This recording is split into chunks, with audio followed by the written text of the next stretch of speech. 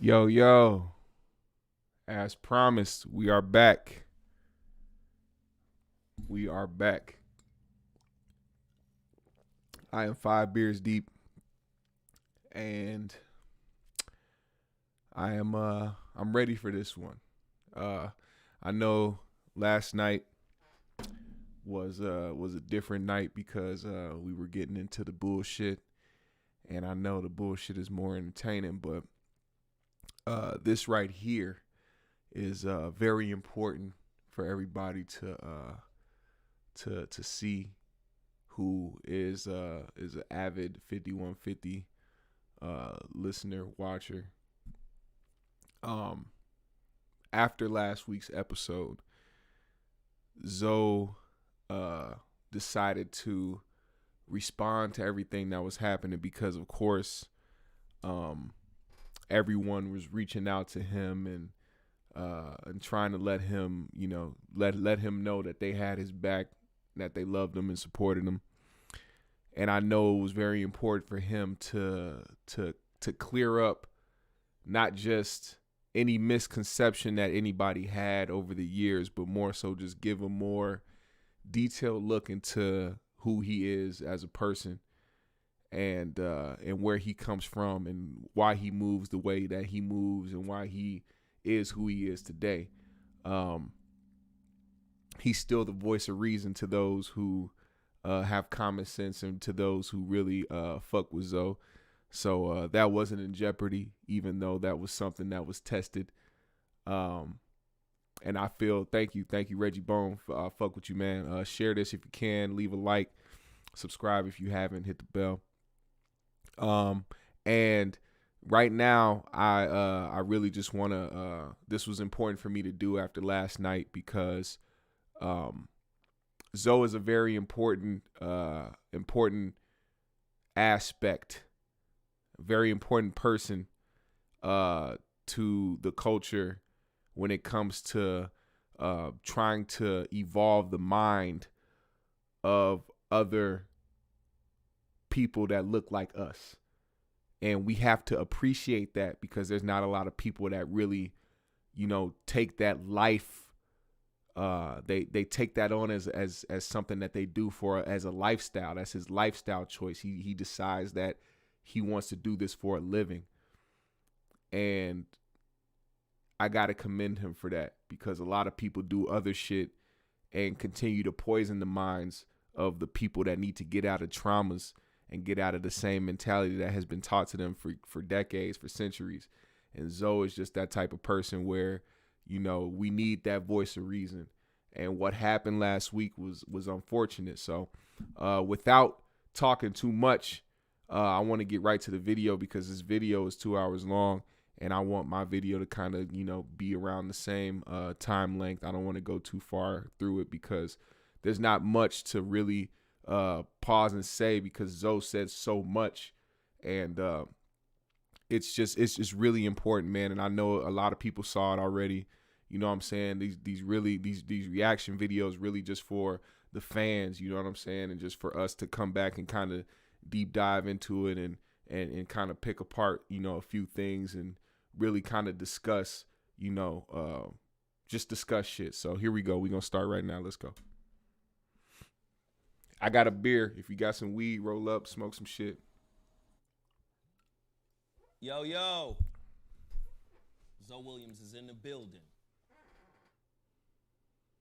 Let me just jump right to it. I want to get this out the way very quickly. Please hit the like and share button. Welcome to Zolo Mansions.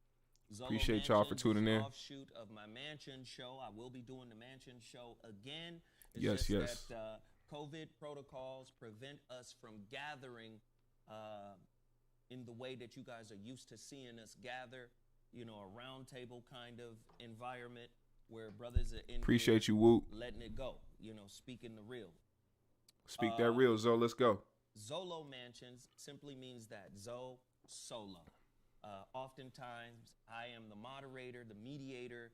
I am the one setting up the conversation and running the conversation, playing quarterback or point guard, alley-ooping my guests so that they can speak. But I created this show so you can get a better insight into how I view things, into how I see things. And as is commonplace, before we get into the topic, I have to promote Black-owned businesses. I've been doing it since the inception of the Zoe Wood Show, since July. Now, real quick, just want to say, this is no disrespect, no slight to any of the Black-owned businesses on here, but this is a reaction video, and just so you know, motherfuckers don't get it confused. Just so you can hear about those Black businesses, please go to Zoe's video and watch that part, and go support. I've watched them, and I have done my part. So do your part. Go watch the video and go look at those businesses out there. We finna get straight to the point, straight to the motherfucking meat and goddamn potatoes. All right, let's go. Now, excuse me. Let's get into it's the why beard. I'm here. A lot of people need to know who I am. You understand? I'm not finna blame nobody. I'm not finna shade nobody. I'm not finna side swipe nobody. Hit Even the though like he button, hit could. the share button. Let's hit the like button. Let's participate. Mm-hmm. I'm not finna do none of that. Part of the misconception of who I really am is my fault. Why? Because of how I was educated on how to do radio. It ain't my job to outshine or to upstage the host of another show. It ain't my job to do that. As a person who is on another person's show, this is radio game. Your job is to make your host look good. That's your job. Robin Quivers knows how to make Howard Stern look good. She sets him up for jokes, and she tries to make him look good. She brings clarity to his statements. That's the role of a person in that position. Facts. If you're the host of a show, you're like a point guard. You're setting other people up so they can speak. You get them into their wheelhouse of information. Yeah, we drinking tonight, Why? baby. Because it's your show. You can talk at any point. You can save a point that you had for a show for another show. Why? Because you're always going to be back. Your cast may not be back. So if you're a good host, you're a good listener. Right? If you're a good radio personality, you're a good listener. You allow your guests to say what they need to say. Mm-hmm. You help them get into their wheelhouse of information. That's how I was trained to do radio by the great Guy Black. Your job is to accentuate if you're in the two-guard position, if you're in the small forward position. When you look at radio, it's broken down host, and the host can play any role. See, Zoe did a really good job of starting this out the right way. He's trying to let people know his role in this whole radio shit, especially when it comes to other people's shows, which tells a lot to how he reacted to the night of the bullshit that happened on the 5150 show. So the host can play voice of reason. The host can play good guy, bad guy, devil's advocate. The host can do all of that. But other people have different roles too. We call Jeff the intellectual irritant because that's a role in radio. Somebody who is there to fucking agitate. That's a role, right? If the host doesn't want to play the voice of reason, he can designate somebody to be the voice of reason. Hit that subscribe. Then there's another role where it could just be information person. So if you just recklessly talking about a subject that you might not be, as the host, skilled in or knowledgeable of, you can throw it to your information person, and then they can fill in the gaps with the actual information. This is how radio is constructed. This is how I was taught to do radio. Speak your shit. Hey, pause real quick. Hey, real shit. I'm not gonna lie. I'm about to smoke. So I take full responsibility for laying back when certain things are presented about me. Smoke some. That's not really who the fuck I am. All right? Let's start. I got my trusty Dutch. I said my trusty Dutty. My trusty Dusty Pinchy. Get you something to smoke if you got a blunt, if you got a paper, if you got a pinchy, if you got a bowl. Smoke something, get some reefer in your body. We finna enjoy ourselves tonight, and we finna watch some Voice of Reason right now. 5150 Chat Goons, 5150 Nation. Y'all share this shit. Y'all like this shit. The like button, hit the subscribe, hit the bell. We finna enjoy ourselves tonight, man. We finna have some real good combo. You want to know who Zoe Willams is? I'll tell you who Zoe Willams is. I was born in 71. Woo. I'm 49. Woo. I was born in Chattanooga, Tennessee. Yes, sir. To a mother who was 27 years old, and I was child number 6. After me, she had a nervous breakdown because of my father. My father had another woman living in the projects behind us, watching her crib to make sure no niggas was coming in and out of there. We lived in Alton Park Projects. The Alton Park Projects has since been torn down and rebuilt. A lot of people moved into the area of Alton Park that came from New Orleans after Katrina. When I went back to Alton Park, the old energy and the spirit of that place was still there, even though there was new buildings erected. But I was able to go back there before they built the new buildings and sit on the porch of my old project. Had to fix that real quick, y'all. Don't mind me. I'm high. When I was born, my mother had a nervous breakdown and lost all of her children to the foster care system. Hey, this part right here, y'all, is really fucking important. This part right here is extremely important. Please listen to this shit that he's about to talk right now. All right, if you didn't know anything about Zoe before, I'm telling you right now, just pay attention to this shit that he's about to say. My 2 oldest brothers went to jail because they was too old to be in foster care. My second oldest brother, Maurice, used to watch our sister Cassandra through the bars of the jail he was in, playing in the yard at her foster home.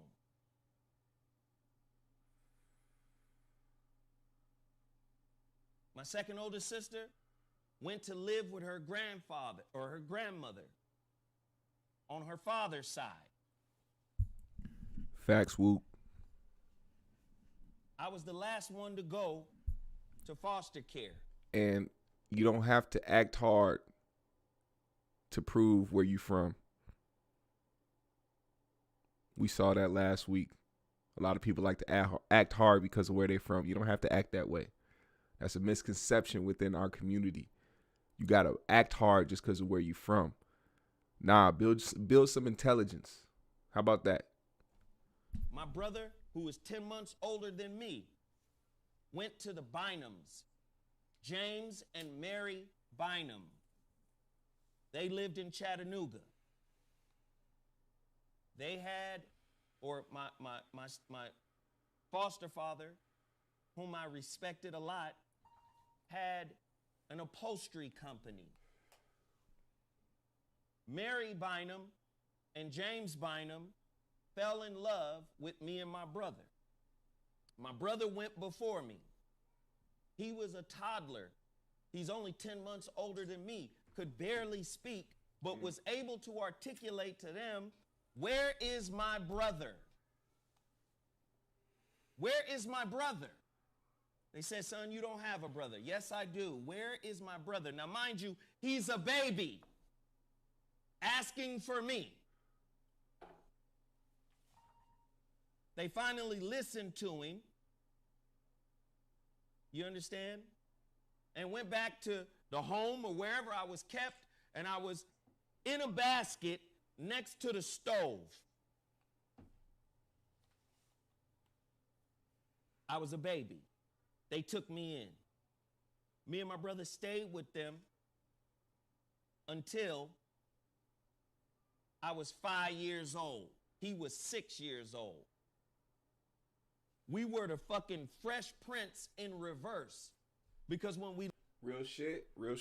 I had to, when I first watched this, I had to really, really think about how many times that Zoe had to hold back tears while talking about his situation. Because it's not easy to talk about how you came up. It's not easy to talk about the hardships and the shit you had to go through that people don't know about, the shit that you try to bury deep to try to keep moving on in life. But really, this is a therapy session for Zoe. So it's not just for people to know who he is. It's really for him.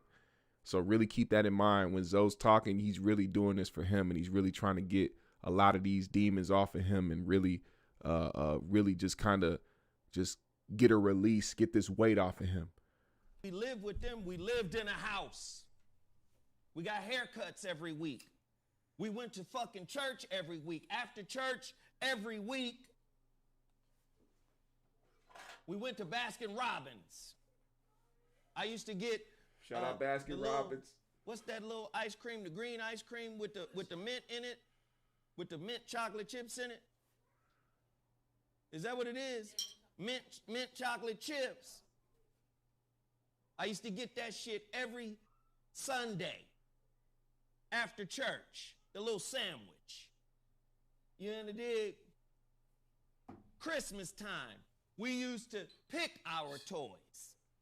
I want the log. You remember them logs you built the little log cabin with?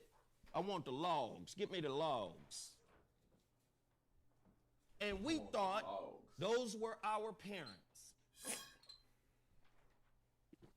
Until one day, my foster mother ran into my real mother and saw the grief in her face and said, well, damn. Out of the years and years and years of being a foster parent, these are the only 2 kids I wanted to keep. Jesus. Because she couldn't have children. Mary couldn't have children. These are the only 2 children I want to keep. But she knew she had to give up the kids. This part fucked me up. When she ran into my mother. This part fucked me up. She helped my mother get us back. When we went back to the Alton Park projects. When I tell you thousands of roaches inside the house. When I tell you rats, mice, hundreds of mice inside the house. This is no way to live, y'all.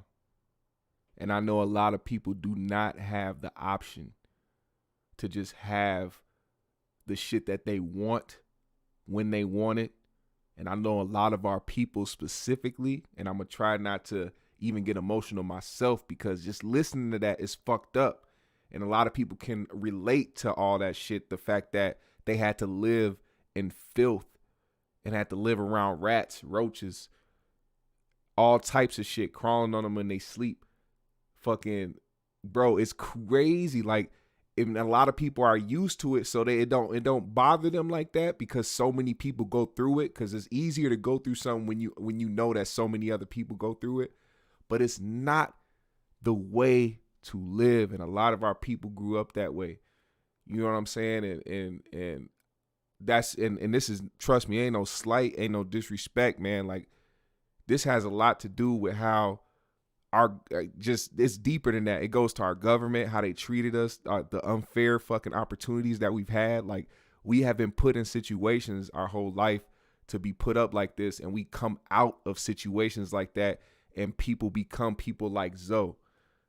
So I just want to say to the people that are watching this is bigger than what Zoe is doing right now. Take what he's talking about and realize where he's sitting right now, and the position that he's in life, and the fact that so many people fuck with him and love him because of the shit, the work that he has done and put in. out here in these streets, understand that he came from this. You know what I'm saying? Let that shit encourage you. You understand? My father was abusive. My father tried to rape my oldest sister when she was 6. My father abused my siblings, my older siblings, stuffing them in the closet with motherfucking rats and roaches. What the fuck? My siblings have a resentment towards my mother's siblings because they had moved from Chattanooga to California. And they felt like they could have did more for my mother, who had a nervous breakdown and was on medication for the rest of her life. Needless to say, when we got to Alden Park got to us.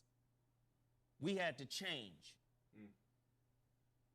Little light-skinned, green-eyed kid.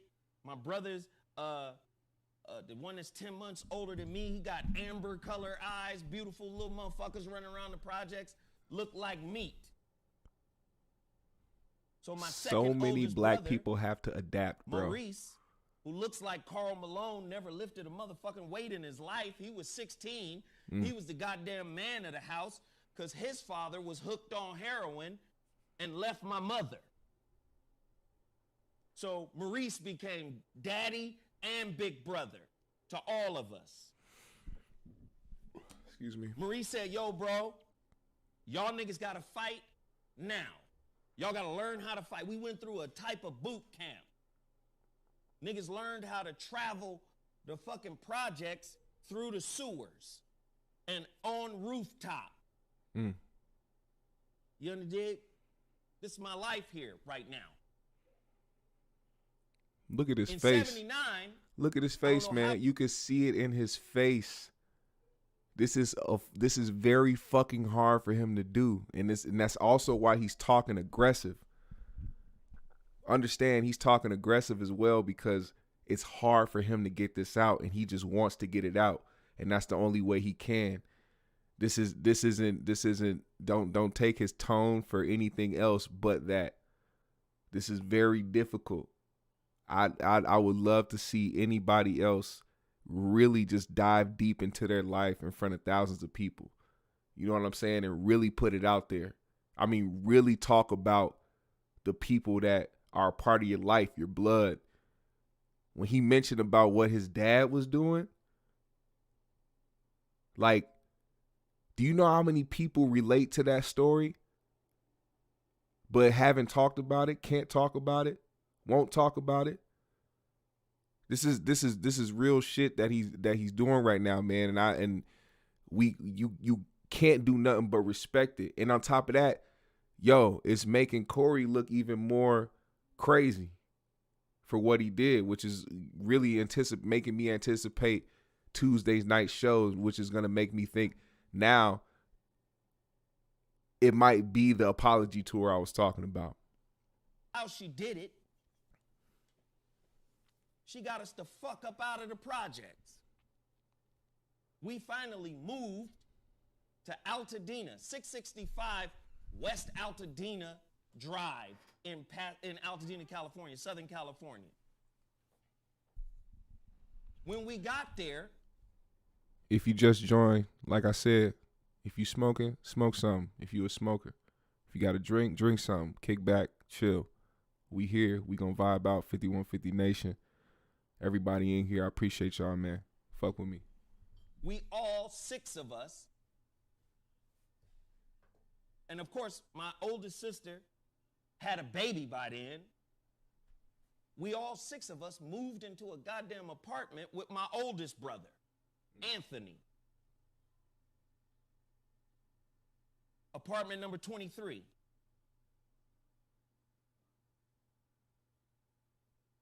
Side note, we set that apartment on fire anyway.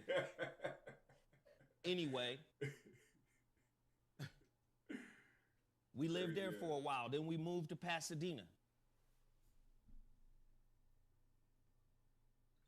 I'm giving you a little bit of insight into who I am, because you may misconstrue what type of man I am. Facts, Chris. I came from an abusive environment. You understand? I came from a broken home. I came from a toxic environment. My mother couldn't do shit with us at 6 and 7. Couldn't do nothing with us. All she did was pray. That's all she could do. By the time I was in the 2nd grade, I was fucking ditching school. 2nd grade, goddamn. They finally took me to the motherfucking schoolhouse. Greetings, Monique. And opened up my little cubby hole. And all my lunches was in that goddamn cubby hole with maggots in it. Because that's how much I was ditching school. Fuck. That's me in the 3rd grade in Southern California. Hey, real shit. Hey, look at Zoe as a kid.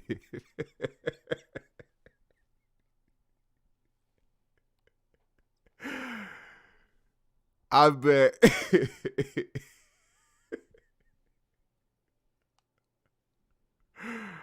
I bet he is amazed at the picture of him with so much hair. I bet if Zoe took that hat off.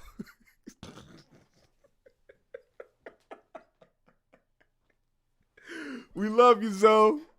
We love you, Zoe, man. You one of the realest, man. But this fucking picture right here, man, goddamn. That's crazy. Oh, I'm trying to get my afro there. I really am. I can't even front, man. Shout out to Young Zoe, man.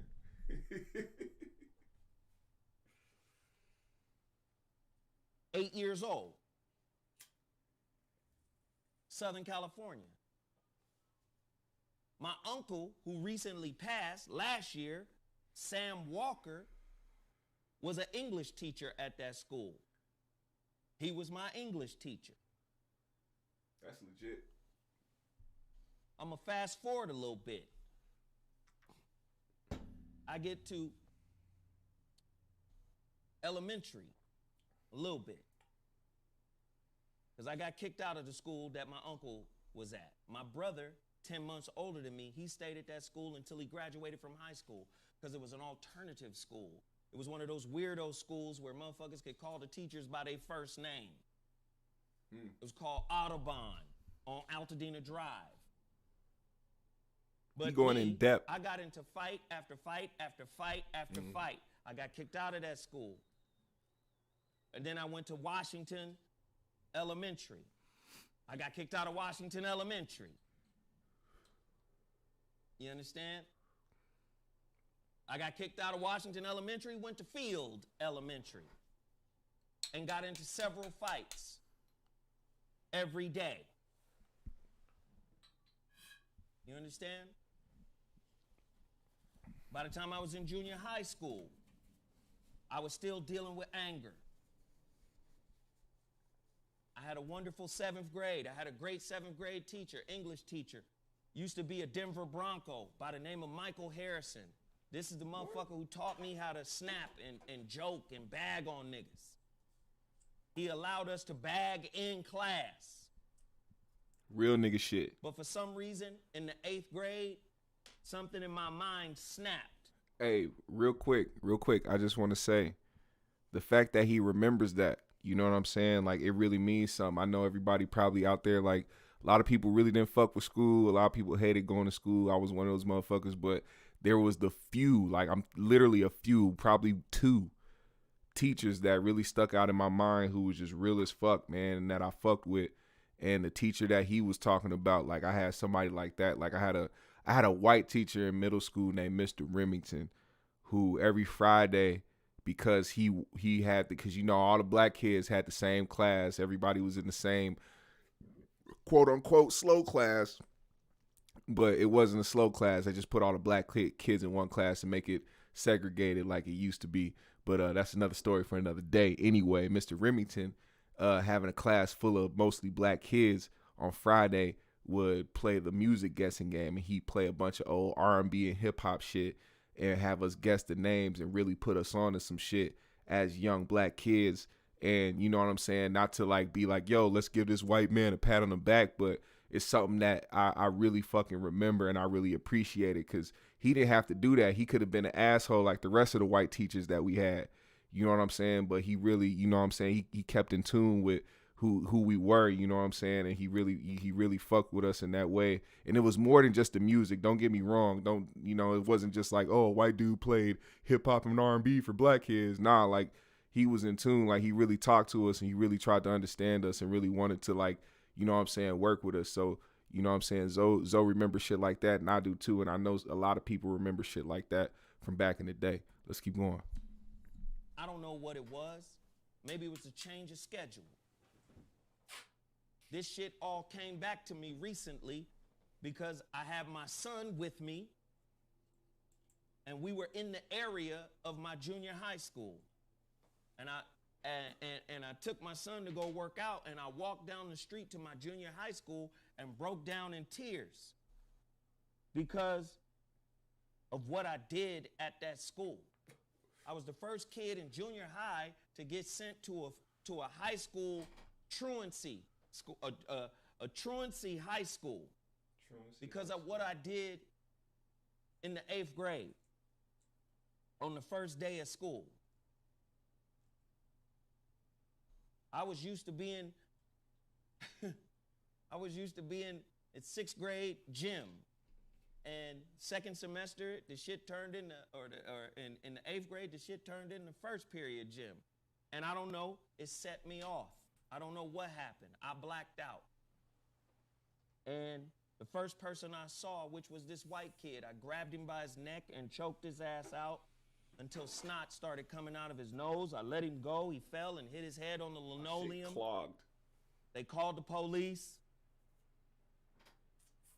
I was sitting in the motherfucking principal's office. This girl walked by, this big ass girl. She was big as shit. It was 8th grade. She was still like fucking 6'3", 250. She was a big girl, and she was talking shit. That's a huge bitch. Her in the face, broke her nose. Fortunately for me, the kid's parents didn't press charges, because I could have went to juvenile hall right then, but I didn't go. But they said you can't come back to this school. So in the 8th grade, I went to motherfucking Foothill High. Foothill High School. I was the only 8th grader in that bitch. Foothill High School. It's a truancy high school, and I was there. Then I went to motherfucking Pasadena High, where I had an opportunity because I could ball. I could hoop. I was really, really good at it. But my grades weren't good enough. So I missed out on the opportunity of playing ball. I went to Pasadena High School. I made it through that motherfucker. Fast forward to now, y'all see where Zoe's son is, right?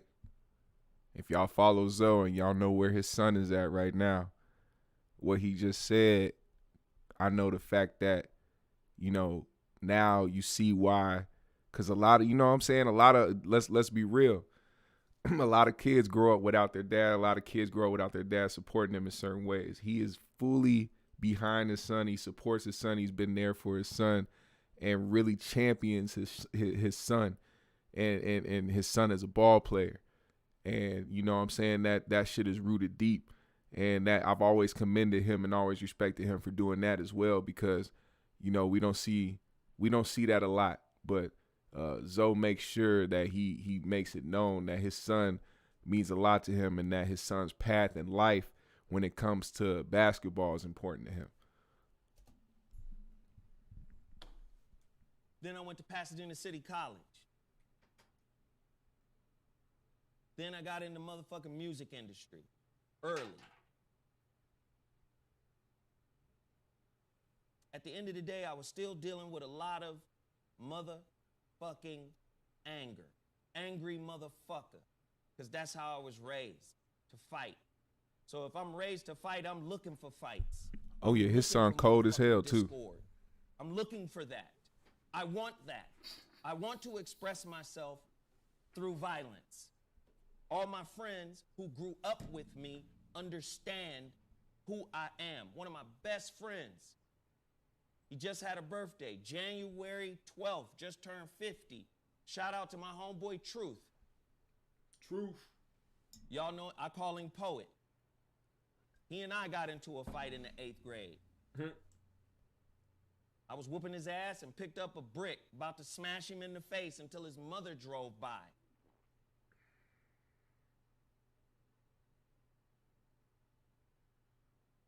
But he's still one of my peoples today.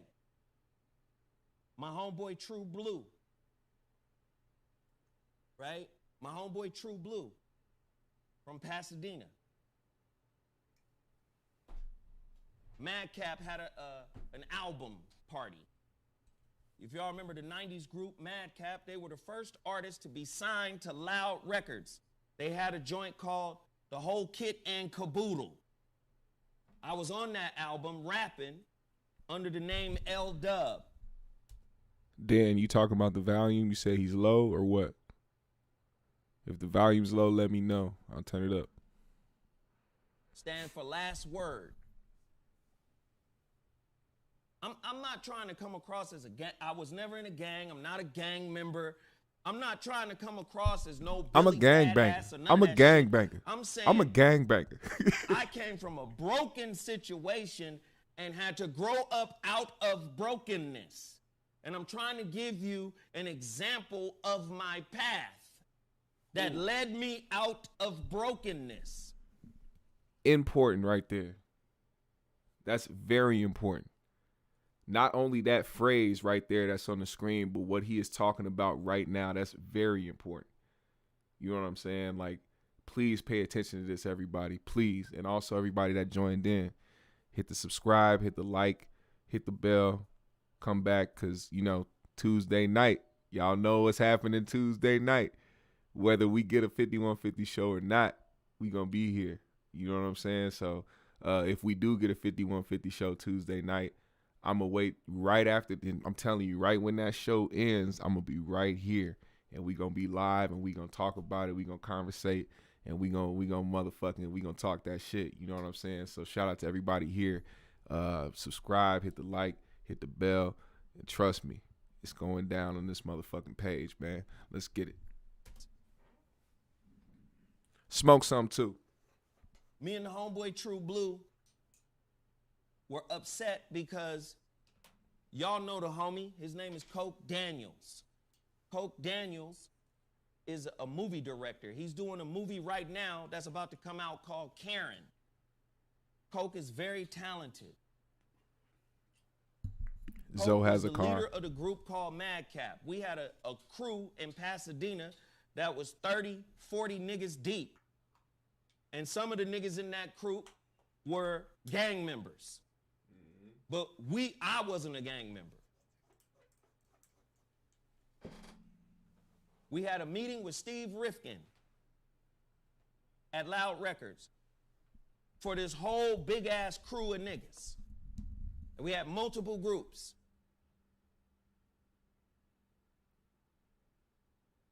True Blue felt like Coke went behind everybody's back because he set up a side meeting with Loud that got him the record deal, that got his group the record deal, instead of all of us as a collective a record deal. True Blue was upset. I was upset. But I also said, so fucking what? Let's all just get together behind Madcap and help these motherfuckers do what they need to do. True Blue wouldn't let it go. Me and True Blue got into a fight. I whooped True Blue's ass. True Blue was 100 pounds heavier than me. He whipped a nigga I beat True Blue's ass for 30 minutes. Fuck True Blue. I'm just kidding. Then I went inside because I got tired and sat down and watched TV. The homeboy James Broadway. Charles, me talk too. About James Broadway all the motherfucking time. James Broadway, and another West Coast rapper by the name of Casper. He had a record and an album out on Capitol in the 90s called Adrenaline. Broadway produced it. Broadway and Casper hyped True Blue up. You gonna let little ass Zoe beat your ass, nigga? You a bitch ass nigga. You let little ass Zoe whoop on you, nigga? So True Blue snuck up behind me and sucker punched me. So I got up and went inside of Broadway's bedroom under the bed and got the AK. Needless to say, everybody in the house grabbed me. Nah, nigga, just go back out there and fight this nigga. But the reality of it was I was tired as fuck. And I wasn't going to keep fighting True Blue, but I felt like he did me dirty by sucker punching me because I whooped his ass fair and square. Nah, he didn't grab an AK. He grabbed something else. What I did was I walked out the motherfucking house and said, yeah, nigga, let's go at it again. And I saw 2 bricks, and I picked up the 2 bricks. One was made of granite, one was porous. I picked up the 2 bricks and turned around and hurled the motherfuckers right at True Blue. The one that really could have cracked his skull missed him. Hold on. The second one didn't. The second one but didn't. He cracked his shit. Head open. Let me say something real quick. All right. Now, whether they had a conversation about 20K or not, what up, Elma?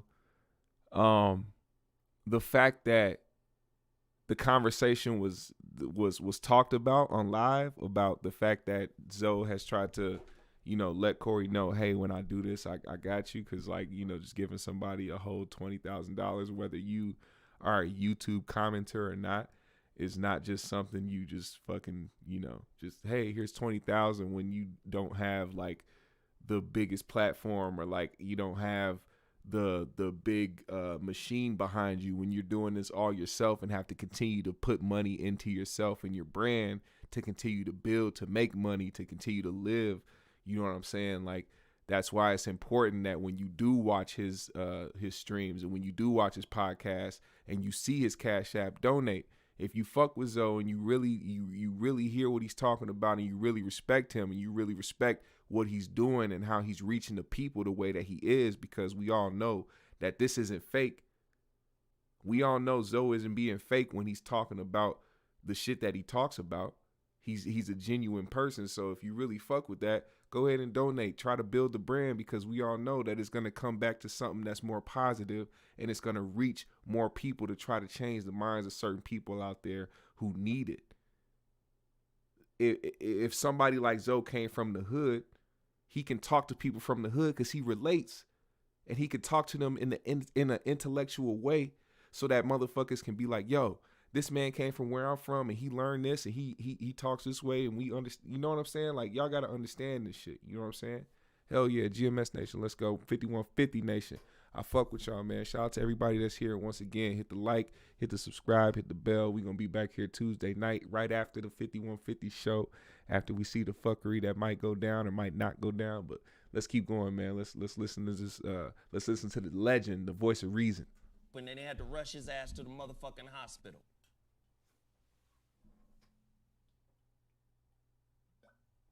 Me and True Blue weren't cool for many years after that. Years later, I'm an A&R person at Loud Records. Steve Rifkin gets me out of Loud Records because I blew up on him. I blew up on Steve Rifkin because Steve Rifkin had the unmitigated gall to call me a nigga. But he didn't call me a nigga in my presence. He waited to call me a nigga when I was gone to lunch.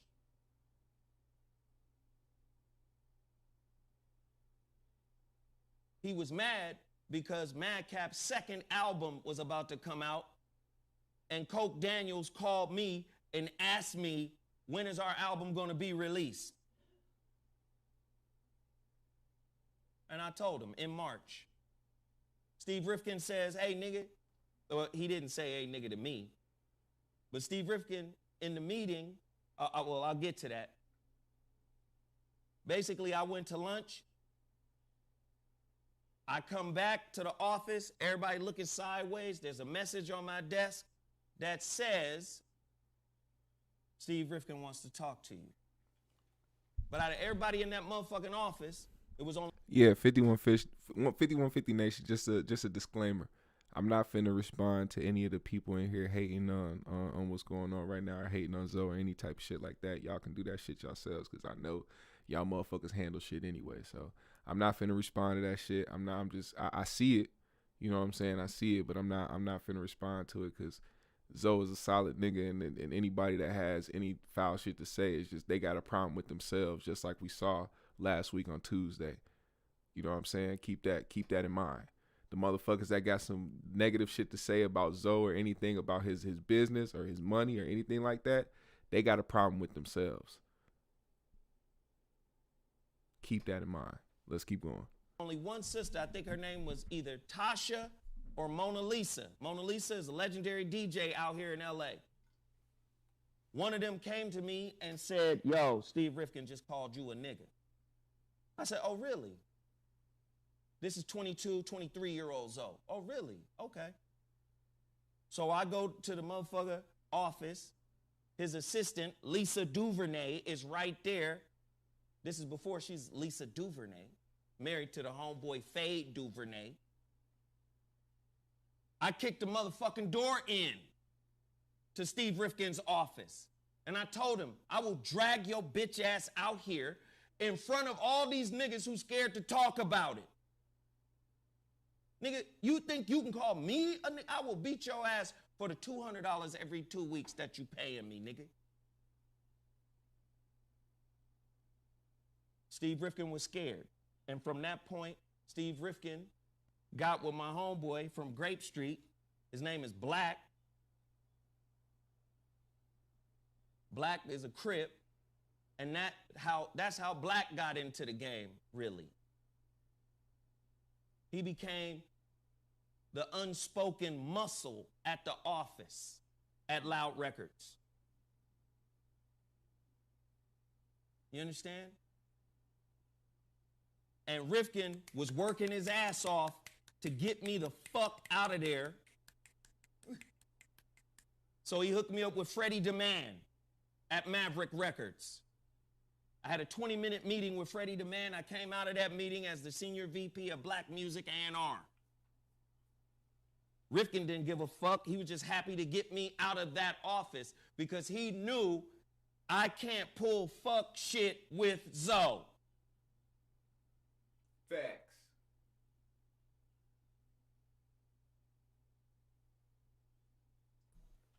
Hey, fuck Steve Rifkin, by the way. Full disclaimer. Full disclaimer. My toxic way of handling things. My preferred conflict resolution skill has always been anger, aggression, and violence. And I'm not afraid to say that that shit has spilled over into my interpersonal relationship with women. Hey. Fact. Anybody out there that can relate to having some type of anger problem, either growing up or even right now, just you gotta relate to that shit. And of course, we know Zoe didn't have to do this at all, but I feel like Zoe definitely had to do this for himself. It wasn't for the people. If you didn't listen, if you weren't here earlier, I said this shit right here was more for him than it was for y'all, anybody else, or even Corey. Yes, it's in response to what happened, but this is a therapy session. You got to understand, this is something that is therapeutic for him right now. He needs to get this shit off of him. You know what I'm saying? So he can continue to move forward and continue to do the work that he is doing out here in these streets for these people. You understand? I had no father. I had no healthy relationships when I grew up. The only way you get to see this version of Zoe today is Zoe had to be man enough to look inside and own his fuck shit. I had to realize I'm the common denominator. I'm the problem. I run people off. I hurt people, hurt people, hurt people. I had to come to that realization. How I came to that realization, or the beginning process of coming to that realization, is having children. My son, my oldest son, GK, that's just a fact. graduated from Fresno State with a degree in philosophy.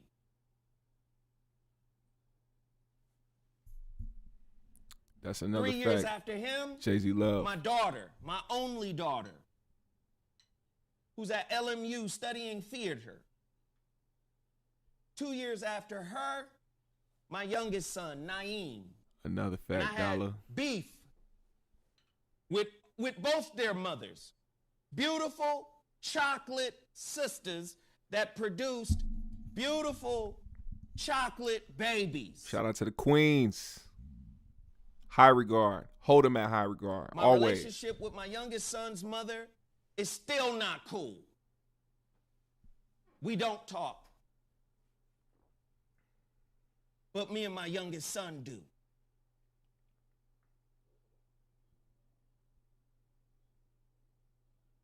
I was just with him. He was with my oldest son's daughter, his niece, my granddaughter. Hey, let's talk about that for one quick second. Jeffrey, what you just said. Jeffrey said, absolutely, that's what's been holding him back. You can't be the voice of reason and have anger issues. That's hypocritical. That's a fact. And I understand what you're saying. I understand what you mean by that. We are all human. We are all a work in progress. And I feel like him labeling himself the voice of reason is him trying to walk into his truth. Excuse me, I'm drinking beer. But that's him walking into his truth. And we have to understand that as humans, when you are learning to be better and do better, walking into your truth is one, you have to speak things into existence. Please understand how important that is. When you speak things into existence, there is nothing that will stop you from reaching your goals. And when you speak things into existence, don't just talk about shit that you wish or dream to happen. When you speak things into existence, you have to mean that shit. You have to own that shit. You have to be 100% true with yourself when you speak shit into existence. And when somebody like Zoe calls himself the voice of reason, he's speaking that into existence because he's doing the work. He's putting the work in right now. So anybody that is calling him a hypocrite or anything like that, not talking about you, Jeffrey, in particular, but I know that there's some people out there that really are, just a few that are against Zoe at the moment. But of course, we don't want to get him too much attention, but just trying to put some more perspective into what is happening right now. He is speaking his truth, and he is and he is speaking things into existence. When you put that shit into the universe, what you give to the universe, it will give back to you. The energy that you give to the universe, it will give back to you. So if you have positive energy, everything that comes out of you is positive. You steady looking for the positive light through the dark. You steady trying to do the right thing. The universe will pay that back to you. And that's exactly why when what happened on Tuesday night happened, the overwhelming love and support came falling for Zoe Willams right here. Don't get that mistaken.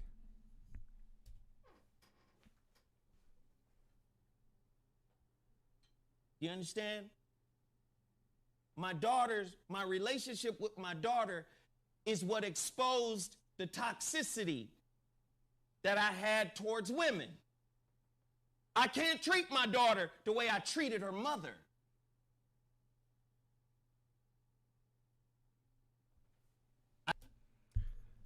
Never biased.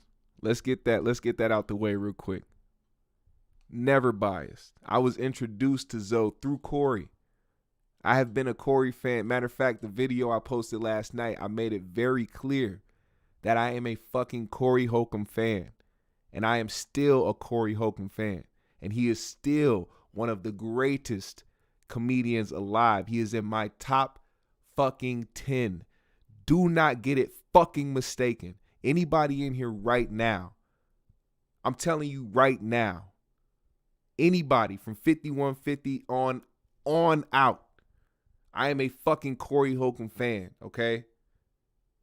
But I am not a fucking hypocrite, and I do not contradict myself, and I hold myself accountable, and I am not the type to sit here and side with some shit that I know is bullshit.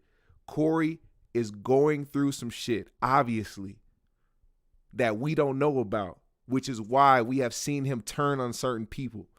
Now, I'm not just talking about Grady, because Grady did say some shit that was out of line, and you cannot gauge somebody's response when you say something that is foul towards them, or whatever the case may be, however it started. But when it comes to people like Zoe, or when it comes to people like D, these people, I see the loyalty in these people. You know what I'm saying? I see the loyalty in these people, and to see him turn on these people the way that he did, and say the certain things that he did, and contradict himself, and try to belittle a person that has been a staple and a part of this whole brand. I can't rock with that. That doesn't mean that I'm not a fan still. I'm just going to call the bullshit where it is. So no, I'm not biased. This is just a Zoe Willams and a smear Corey campaign. No, Corey has to understand that what he did was wrong. Just like when we do what we do, and when it's wrong, we have to face our own shit. Now, this isn't no high and mighty shit. Ain't nobody perfect on this side, because everybody that has left a comment on this motherfucker has did something wrong in their life, and the person that you see sitting right here in front of you has done a bunch of wrong shit in my life. We have to fucking learn from our mistakes, and we have to hold ourselves accountable. We have to face the mirror every once in a while. We can't just be right all the fucking time. You understand? Let's get it. I didn't treat her mother well. I cheated on her mother. I had my youngest son outside of that relationship, outside of another relationship. I didn't treat her well. I was a liar. I didn't tell the truth. I was a user and a manipulator.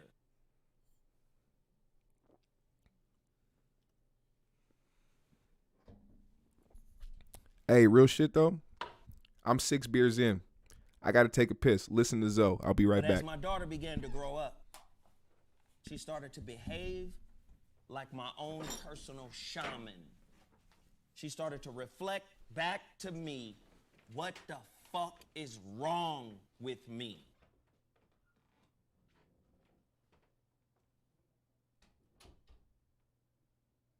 And I had to be a man about it and take responsibility. I couldn't blame nobody else for why my relationship with wonderful women kept getting preempted and fucked up. It was the great Frederick Douglass who said, it is easier to build strong children than it is to repair broken men. I was a broken man who was being repaired by my relationship with my children. My oldest son started to show an aptitude for basketball, so I poured myself into him. After I broke up with another relationship with a woman that I believed to be my soulmate, but I was still lying. And when you lie to a woman, regardless of what she agrees to, her spirit is always advising, no, something ain't right. To the point where we got into it. And once our relationship broke down, that's when I wrote the motherfucking relationship dismount.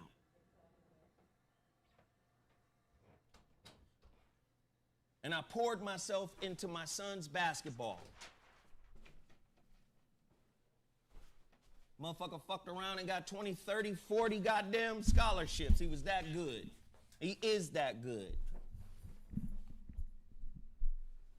Chose Auburn. Then transferred to Fresno State. Now he's in the G League. Hey, Martin, go to my page. You'll see my videos. Stupid. I say all of that to say, this is my children led. This is my second react video ever. Go to my Instagram, go to my Twitter, go to my fucking page. You'll see my own videos. You'll see my music videos. You hear my beats. Just do a little deep diving. All right? Let's go. To my healing. Shout out to Martin. His name is Martin. It is possible for broken men to become whole if they bend the knee to the mirrors that show up in their life. Every relationship you're in is a fucking mirror reflecting what you haven't worked on. Children are your best mirrors. They show up. They call you on your bull. Also, full disclaimer too again. Hey, Martin. I wasn't. I mean, I just like responding to shit. But I let Zoe know I was doing this. By the way, for anybody, I make sure I do my due diligence. You know what I'm saying? I DM my nigga Zoe. Not my nigga. He's not my friend or nothing like that. We don't know each other. But I DM Zoe and let him know that tonight we was gonna do a deep dive on his video because he knew we were doing last night's video. Same with Grady. So both Grady and Zoe knew about last night's stream, and Zoe knows about tonight's stream. So just to give that a full disclaimer. Bullshit. But you got to be willing to be in their life. You got to be a willing participant. Part of the reason why my relationship failed. Thank you, Joseph Butler. 2005 to 2011, I was with the girl for Respect, 6.5 Martin. years. I Part fuck of the with you, reason cuz. why that relationship failed is because I was lying.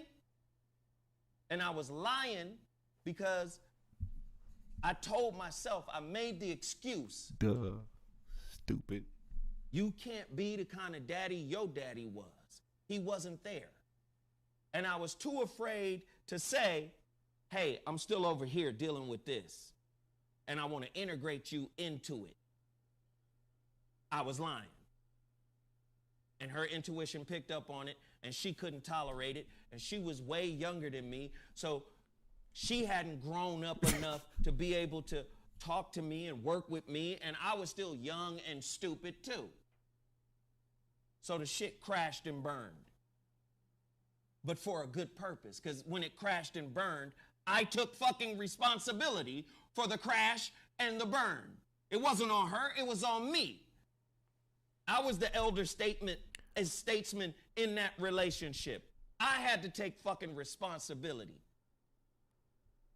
Facts.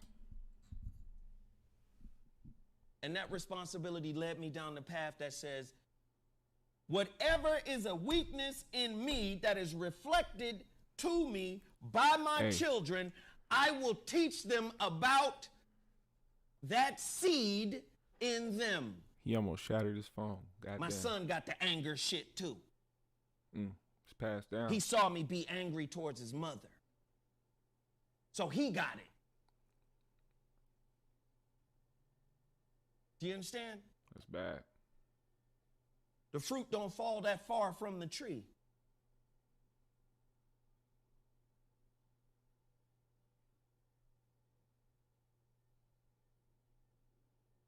My son being a basketball player taught me about teamwork, friendship. My thoughts on friendship is this: a friendship is a team. If we wearing the same motherfucking jersey and we got multiple teammates on our team, how in the fuck can I choose a side? Black men in America, whether you know it or not, you wearing the same jersey, nigga. How do we choose the same side? It's that thought process that keeps motherfucking gangs alive.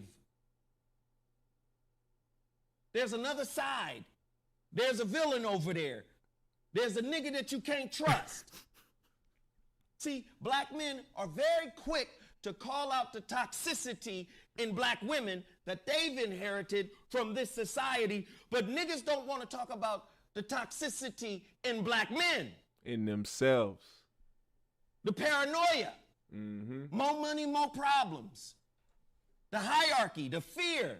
Motherfucking Richard Pryor was scared of Eddie Murphy because he saw him as the young lion on the way up that could take his motherfucking spot.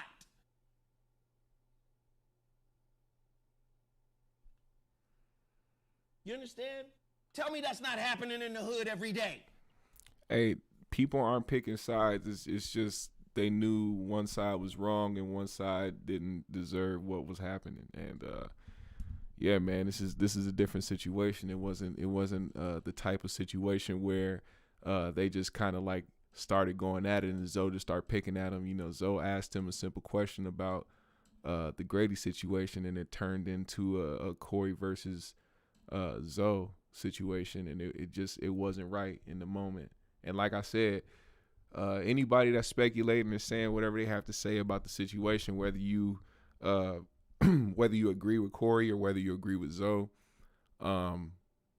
Tuesday night is gonna tell a lot, and a lot of people gonna put their fucking foot in their mouth. And I feel that way. I think I just have a hunch that a lot of the people that are saying a lot of shit about Zoe right now are gonna be very, very quiet come Tuesday night.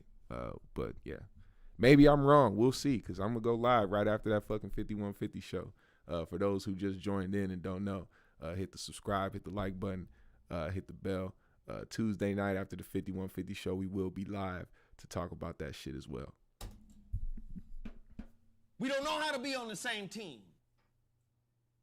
We don't know how to respect each other. Why? Because we think somebody gonna try to take something from us. We don't know how to appreciate each other. We don't know how to honor each other. That's why we objectify women. That's why we objectify each other. I only keep you around because you smart.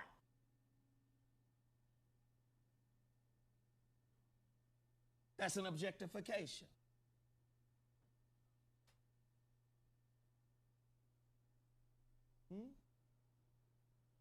Can men lead without embracing their own shadow selves? Can you be a leader in the community, amongst your family, amongst your friends, amongst the neighborhood? Can you be a leader if you haven't embraced your shadow self, where all the trauma is, where all the fear is, where all the insecurities are? Can you lead? Because you're not leading if fear is advising. You're not leading if ego is advising.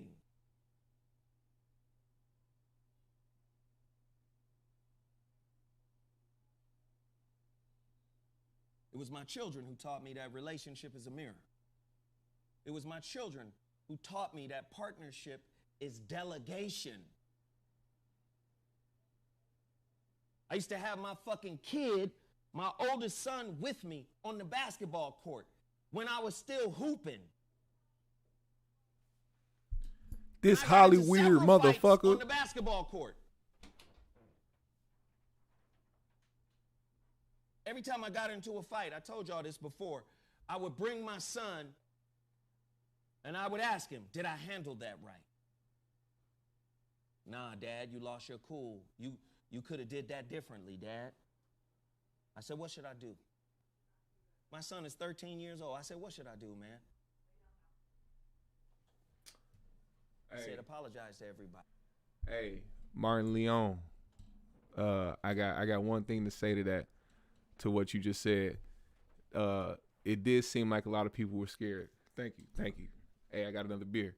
And I think the only reason was because that 20K shit. When you got 20K hovering over your head, you know what I'm saying? That's like the elephant in the room, because, you know, Corey has brought up the whole 20K shit, but he never, and this is a fact, Corey's never brought up the 20K and the fact that Zoe owe me 20K. He never did that. Corey, I give him the benefit of the doubt in that situation. Corey has never said nothing about that nigga owing him money until last week. But it's just, it's when you in a situation like that, if Corey going off, it takes a lot. I'm pretty sure Zoe just said, fuck it. Maybe it'll come out, maybe it won't, but I have to stick up for something. I have to, or I won't be myself. I'll be a hypocrite of myself if I didn't say anything in this moment. And then that's when everything jumped off. I went and apologized to everybody. And everybody embraced my son and talked to him. Hey, man, people lose their cool. Hey, man, people get upset sometimes. Hey, man, people go through bullshit sometimes. But you know what? Whether you get money or not, $20K for an ass whooping is a lot. Part of manhood, they talking to him. Part of manhood, brother, is to be able to own your shit. Jesus.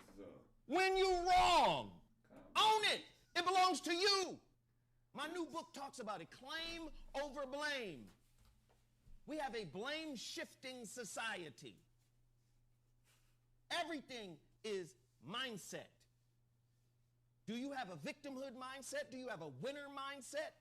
And I'm not talking about false confidence that is buttressed by motherfucking accumulated things. If your confidence is connected to the shit you got, what happens when it's gone? What happens when you lose it?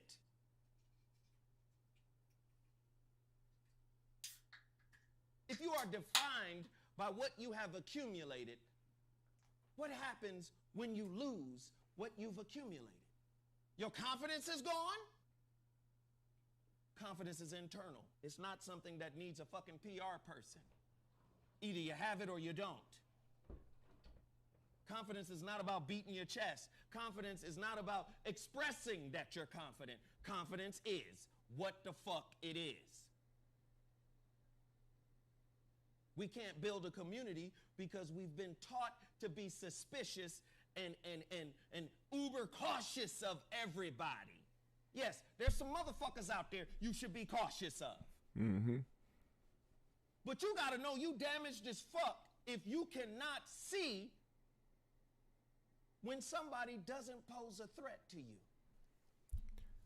Hey, 1 second. How many motherfuckers who 1 have second. actually been on your team? I know this is very random. This is very random. But I just want to let my beer drinkers know, if anybody out there that drinks beer, it's very important that you wipe your fucking rim off. I don't want to be this random, but I'm telling you, bro, there's a reason why there's some shit on there, man. I'm telling you. If you ever wipe the rim of your fucking beer off, if you have a can, bro, if you have a can, wipe that shit off, fucking whatever the fuck. I'm not even being weird about that shit. I'm telling you, bro, you're going to be surprised when you find out what you wipe off on that motherfucker. Stay safe out there, y'all. You've disrespected. You've marginalized. Because your insecurity said, they might be better than me at something. They might be doper than me at something. Yes, like the video, subscribe, hit the bell. For many men, follow on all fear socials up top. does the vetting for friendship when they haven't healed past trauma. Let me say it again. For many men, fear does the vetting when they have not healed past trauma. How do I know I can trust him? How do I know he down?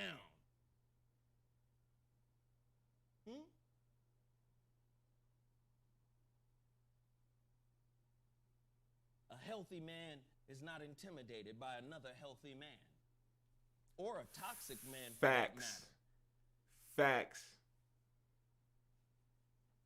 A healthy man can be vulnerable around other healthy men and ask for motherfucking help. Facts.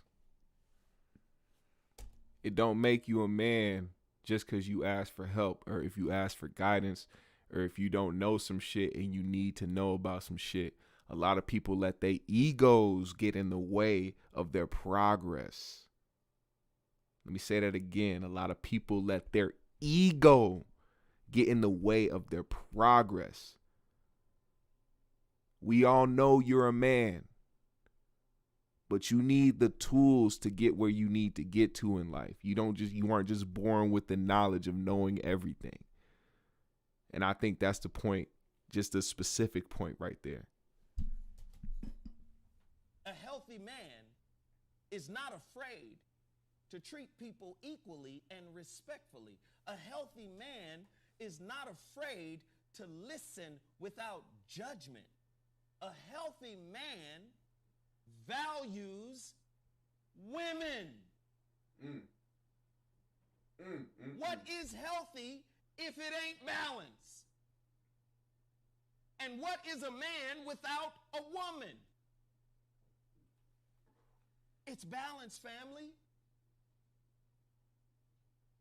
So, if there's resentment in you because your mother wasn't what you thought she should be, because your trauma defines you, then how the fuck are you going to appreciate anybody else? Because if your trauma is defining you, then that means you haven't found a way to appreciate you in totality. You, yourself. That's what an insecurity is. This nigga spitting. It's something that has not been embraced. It's something that has not been put into context. This is something that I picked up from my past, but it's not what makes me.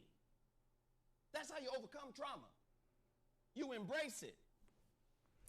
A lot of y'all talking from a fucking macho man, fucking machismo ass fucking point of view, and like motherfuckers be ready to square off and fight with everybody. And I think that has a lot with this just fucking the generation that we're in now, where we see a lot of people fighting in fucking fight videos and just people just fucking just violence all the fucking time.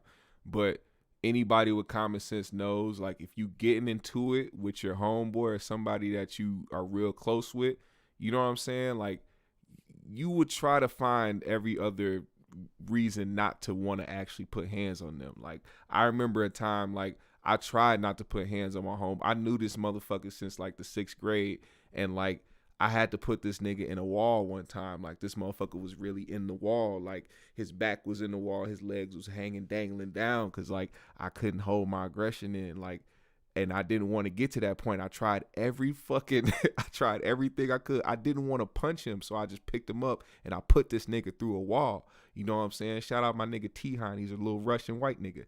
I had to pick his ass up and put him through a wall. I didn't want to do that, man. Like, you can't let that shit get to you. Like, it fucked me up, man. And me, of course, we friends to this day. I love that motherfucker, man. That's my boy. But, you know, you have to get to a point where you have, like, you can't do that. You know what I'm saying? If you really care about somebody, you love somebody, they're your family, man, you're gonna try every other avenue besides trying to physically hurt them. So anybody that's like, why didn't Zoe punch on him or do anything to Corey, is because, just like he said about Freeze during the show, they're friends. They got years behind them. They got history. Aries was not Zoe's friend. He don't know that nigga. So if he got disrespectful for him and said, I'll fuck you up, right before Zoe put the elbows on that nigga, then that's what the fuck happened, all right? Like, just fuck it. It is what it is, all right? And the reason why he didn't fucking put elbows on Corey is because he fucking has love for Corey, an immense amount of love for Corey. So y'all just understand that. If you haven't done that, fear is going to be vetting shit out, vetting friends out. Wherever there's fear, there is the question of loyalty. I don't know if you heard what I said. Wherever there's fear, there is a question of trust and loyalty. He should have been a preacher. Zoe should have been a preacher, dude. It becomes a fucking priority because you're scared to lose something. You scared somebody gonna take something. You scared somebody scheming. You scared somebody lying. You scared some of that shit is being attracted to you because you haven't resolved it.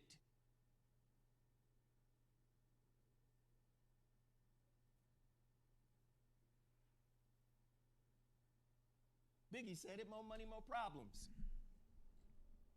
Right? Can success breed paranoia? Yes, the fuck it can. Especially if you're always looking. You're looking for shit. Oh, Somebody might take this from me. In the book written by Dr. David R. Hawkins, Transcendence, he talks about slight collectors. Corey got that goddamn it on him. People who are looking for slights. Did this nigga slight me? Did this nigga talk slick to me? Hey, no, he really was. Corey was like, I'm not Ari Spears. Just so we know that. Just so we clear. I am not that nigga. But I ain't finna fight nobody tonight. What this nigga say?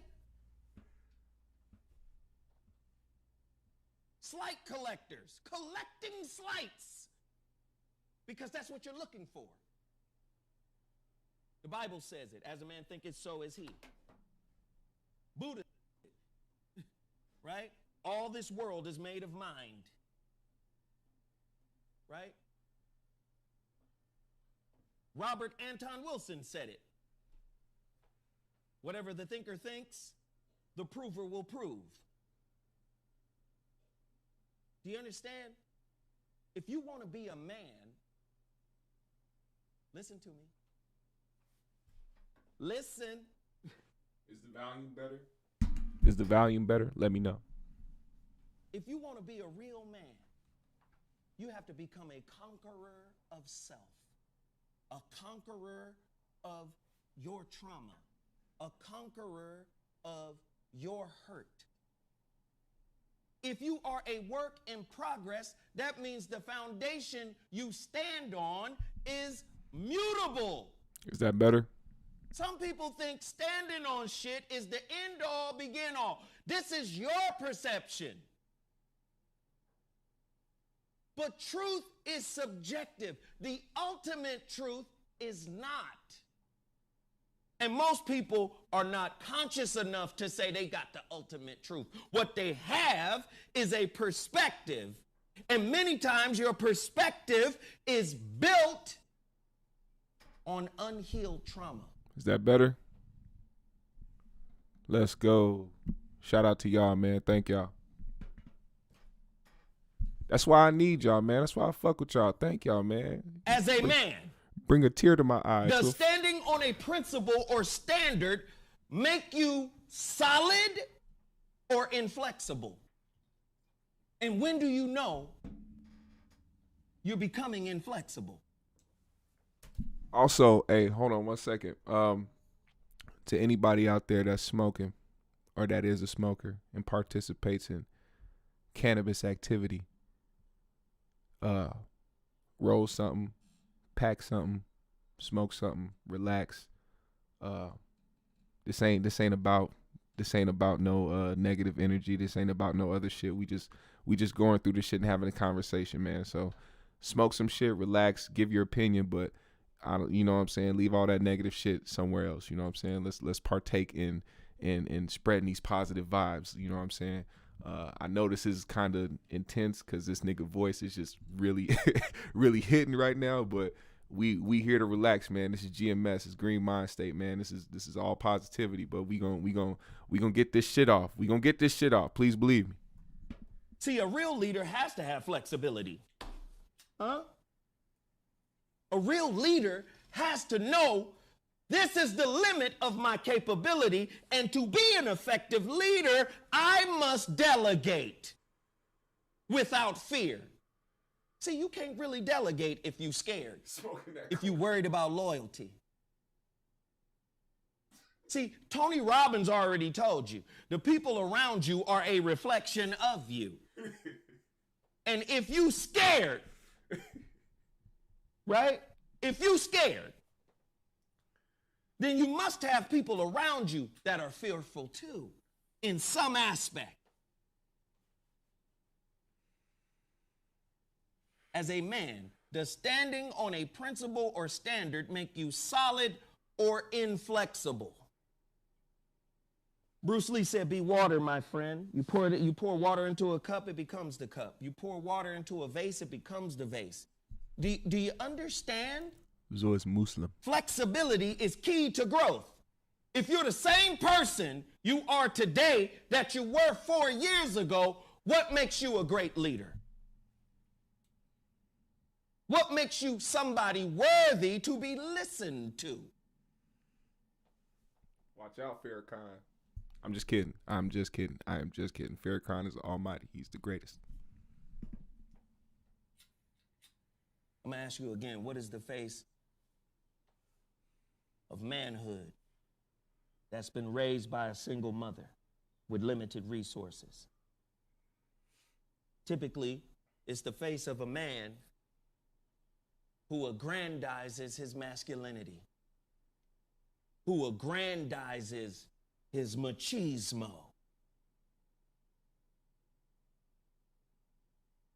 who is fearful of telling the truth about who the fuck he really is. What happened to Bobby? He drowned in Kangen water. You didn't hear about that?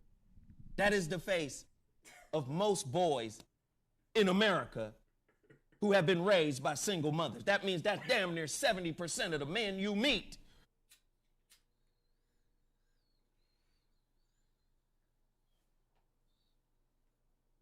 Black men across the world, hear my fucking voice. We are on the same team. I bring people to this platform because I feel like they're on the same team, because some of the messaging says they're on the same team. And if we're on the same team, why should I have to choose? If they got a beef, handle your beef off the air. Because the world is watching. Yeah. You got the nerve to motherfucking get on sisters for getting on air and saying, or getting in their car and posting messages on their Instagram saying, if he broke, I can't fuck with him. You know, this old ratchet bitch, blah, blah, blah, blah, blah. Let me say something real quick. Of course, Bobby's still living. That was a joke, man. He didn't drown in no Kangen water. Bobby, a real nigga. Hey, I just want to bring this point up real quick, just for those out there who just still don't understand or still don't think Corey be out here contradicting himself. The reason why him and Zoe even got into it in the first place was over Grady and over the fact, and same with Darlene. She said it was wrong for what Corey did. And when she called Corey out for putting his business out there, Corey said, you mad because this nigga lied? You taking up for a nigga that lied? I put the nigga on blast. He can't take it. Y'all, let me tell y'all something. Do y'all remember? I said this in the last video, but do y'all remember, when Corey talked about Pierre Edwards, comedian Pierre Edwards, when Corey, and it was for a few weeks, probably even longer, when he talked about Pierre Edwards going to fucking Gary Owens' wife and telling Gary Owens' wife that he was cheating on her on the road. Do y'all remember when that happened on the 5150 show? Corey said that was hoe ass shit, that was bitch ass shit, that's none of his business, that he ain't had no place to do that. Corey, he basically put Pierre out there for doing some shit that we ultimately found out that Pierre didn't even do. He had Pierre on the show after all that shit happened, because come to find out, Pierre didn't even do that. And he already called Pierre a hoe ass nigga for doing that shit, blah, blah, blah. Now fast forward. Now Corey talking about he putting a nigga on blast for lying about cheating on his wife. Is that not contradictory? Is that not contradictory? I'm just saying. But brothers, if you're not doing this work, yes, to make Corey, sure watch that other this. brothers know that we wearing the same jersey, then who are you to talk to them?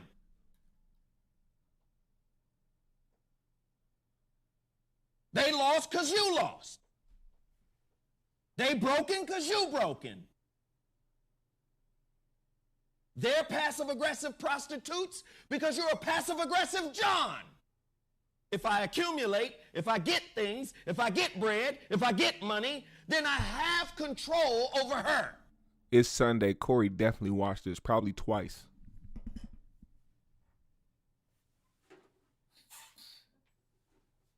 Sarah, play that video. the Tone Talks video. Play it. Sarah fucked up. Then play the other one until you can get that one. Sarah's supposed to be on cue. She fucked up. You're a really good example of this. How many people have heard the term hypermasculinity? Tired of this whole shit. How many people have heard this term apply to black men constantly? All right. The term hypermasculinity is actually a social science term that originated around the 1960s and was used as late as I could tell till 1988 to describe black men. Here's the crazy thing about it. It's not a term that actually talks about black men being more masculine. It's about them being more feminine.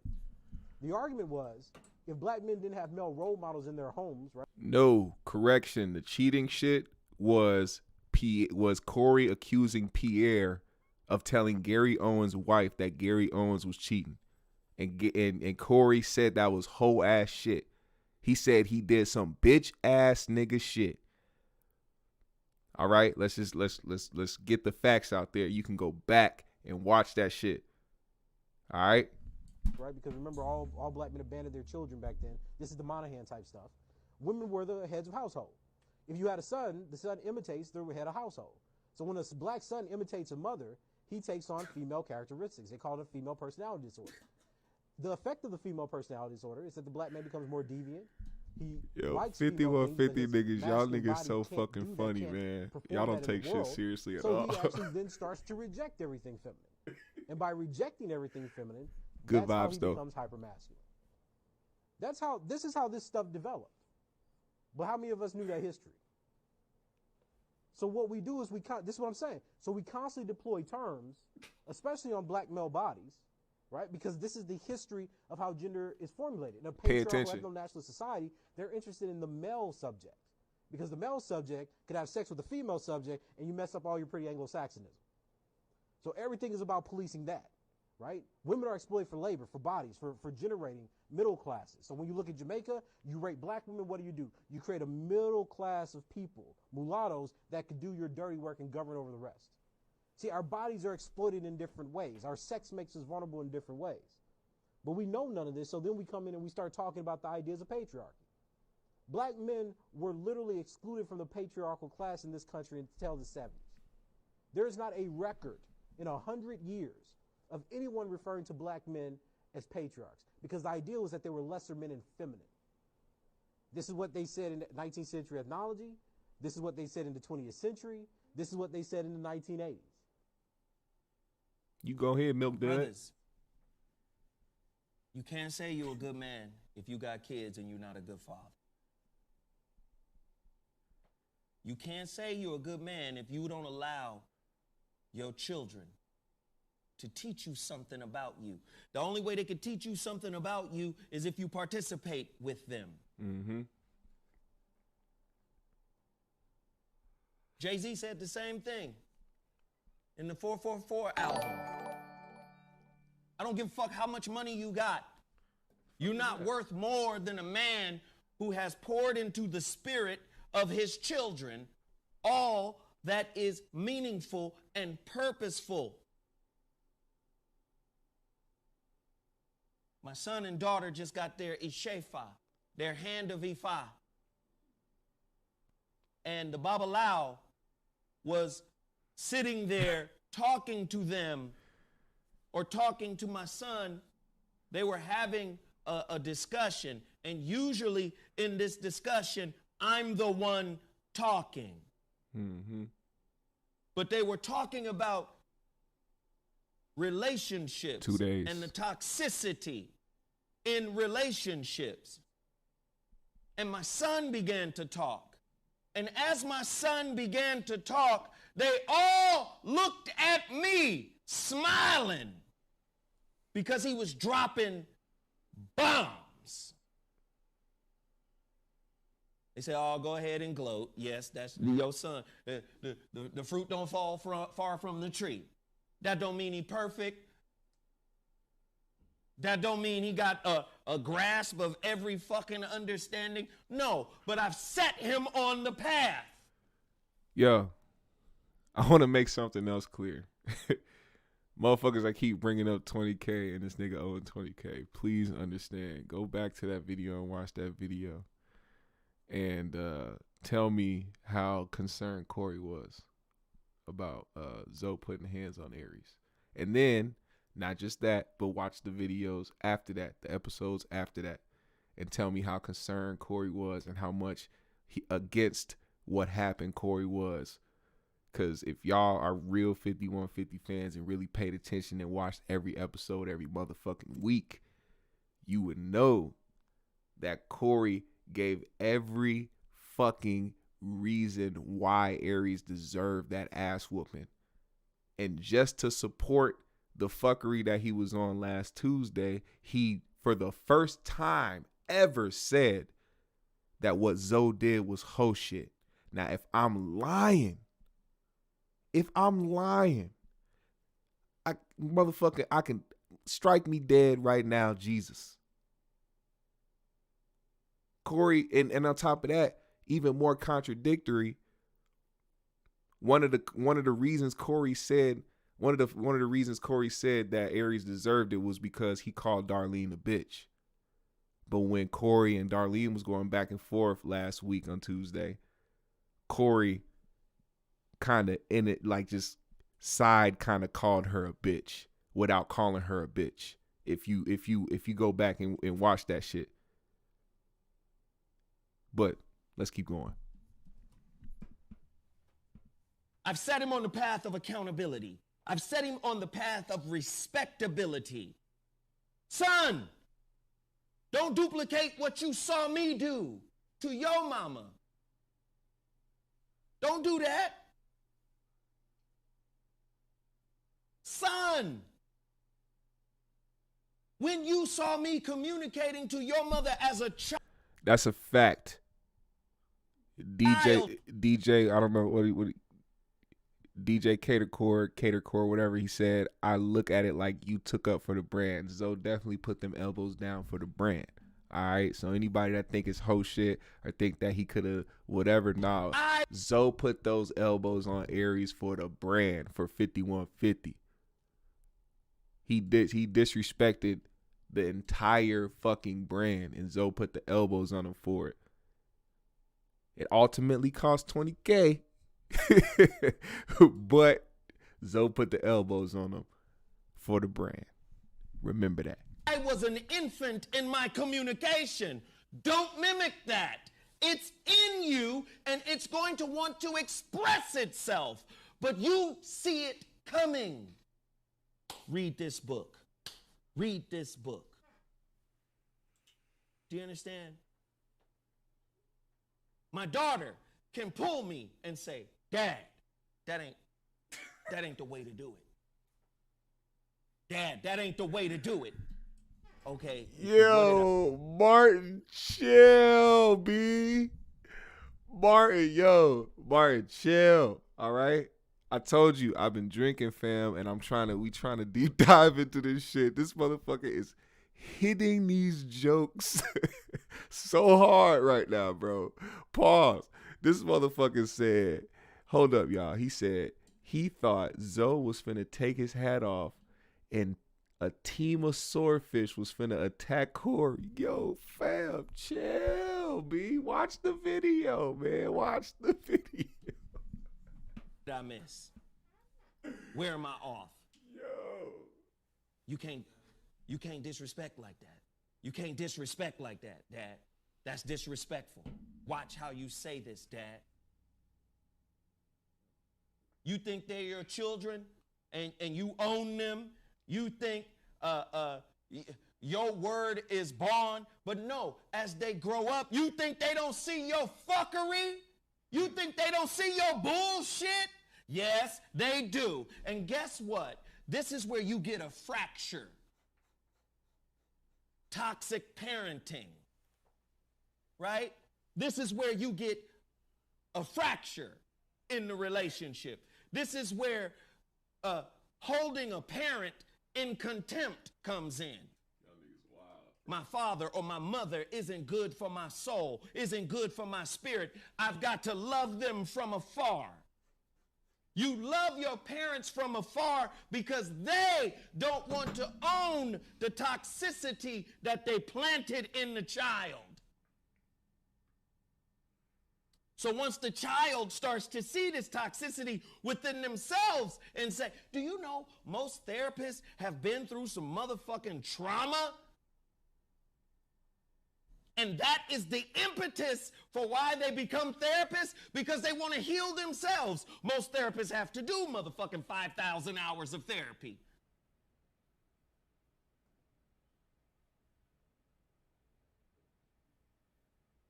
My greatest success is my ability to be an amazing father. My greatest satisfaction is my ability to be a mentor to my children. I was once the authority in their lives. And then I had to transition out of being an authoritarian and become a mentor.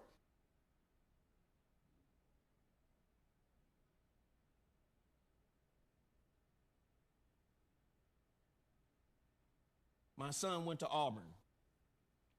Bruce Pearl recognized immediately. He's the strongest leader we got on this team. He sent him to the SEC to represent Auburn in a leadership conference. When my son transferred to Fresno State, they recognized his leadership skills. They recognized that.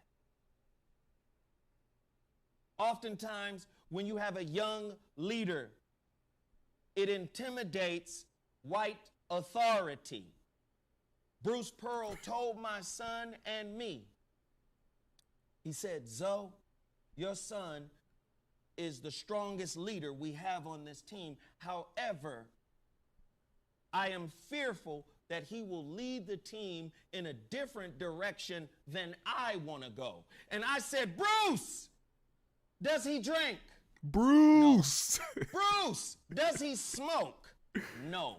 Do you have people on your team that drink and smoke and that has gotten in trouble? Yes.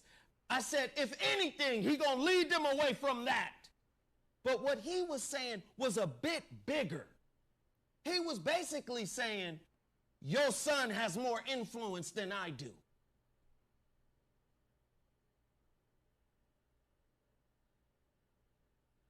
Where does that come from? It comes from his fucking father. You could be wealthy all day in America, but you're really poor if you don't put that in your child. You could have all the flyest cars, you could have the deepest bank account, but if you ain't got that with your kids, y'all are fucking killing me right now. You're spiritually impoverished. And that is the worst type of poverty, to be spiritually poor, to be philosophically poor, to be psychologically poor. Do you understand? This world is about more than materialism. This world is about more than acquisition. This world is about more than power.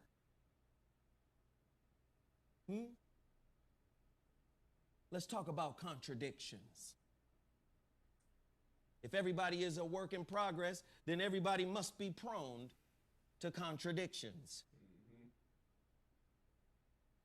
If you get married and you cheat on your wife, that's a contradiction to the oath you took in front of God. That's a contradiction to the oath you took in front of God. And I'm not dinging or blaming anybody for cheating, because I have been a cheater most of my motherfucking relationship life. Word. The point I'm trying to make is it's human to be contradictory. What does that mean, Zoe? Because Corey is man's D.S. Willams.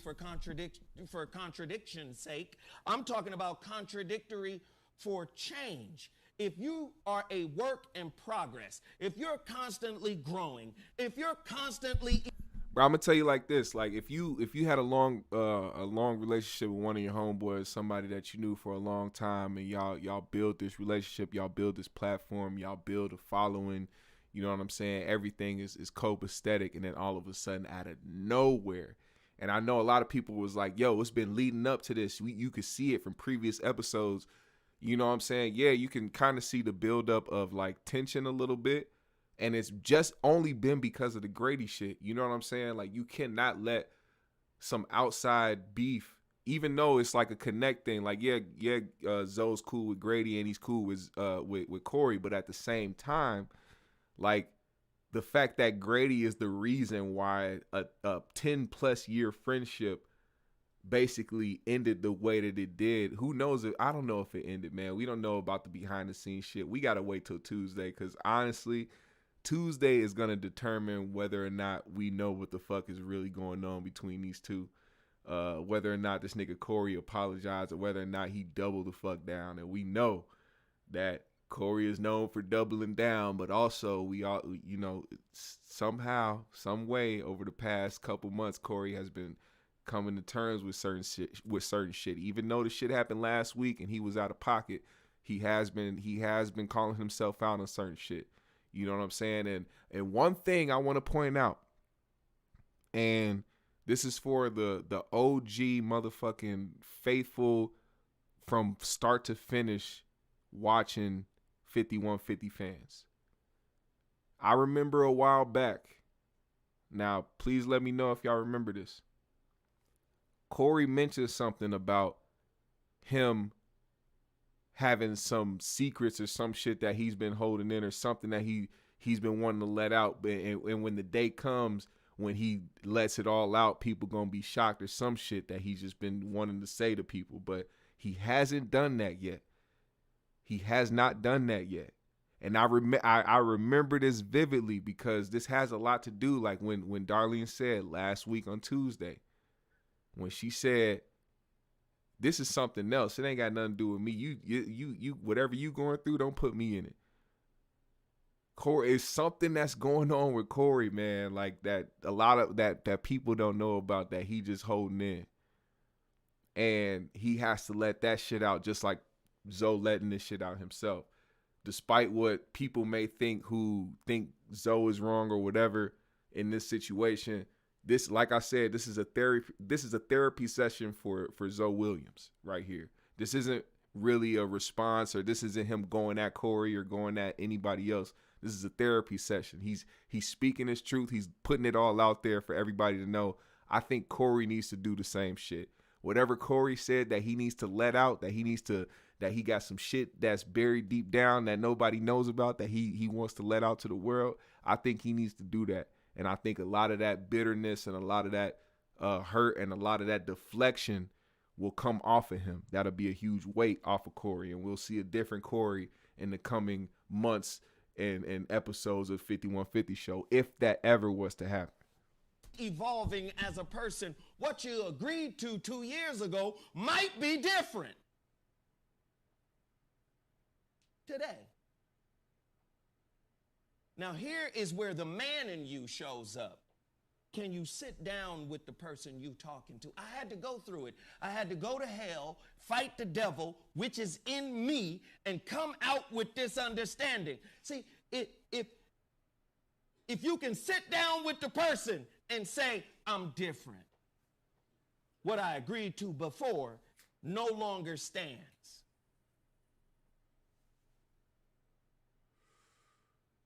Who I was when I agreed to this is not who I am today.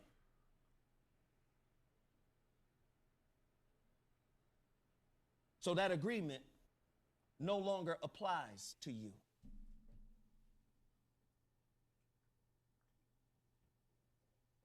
You can't raise a good son or daughter if you haven't conquered your demons.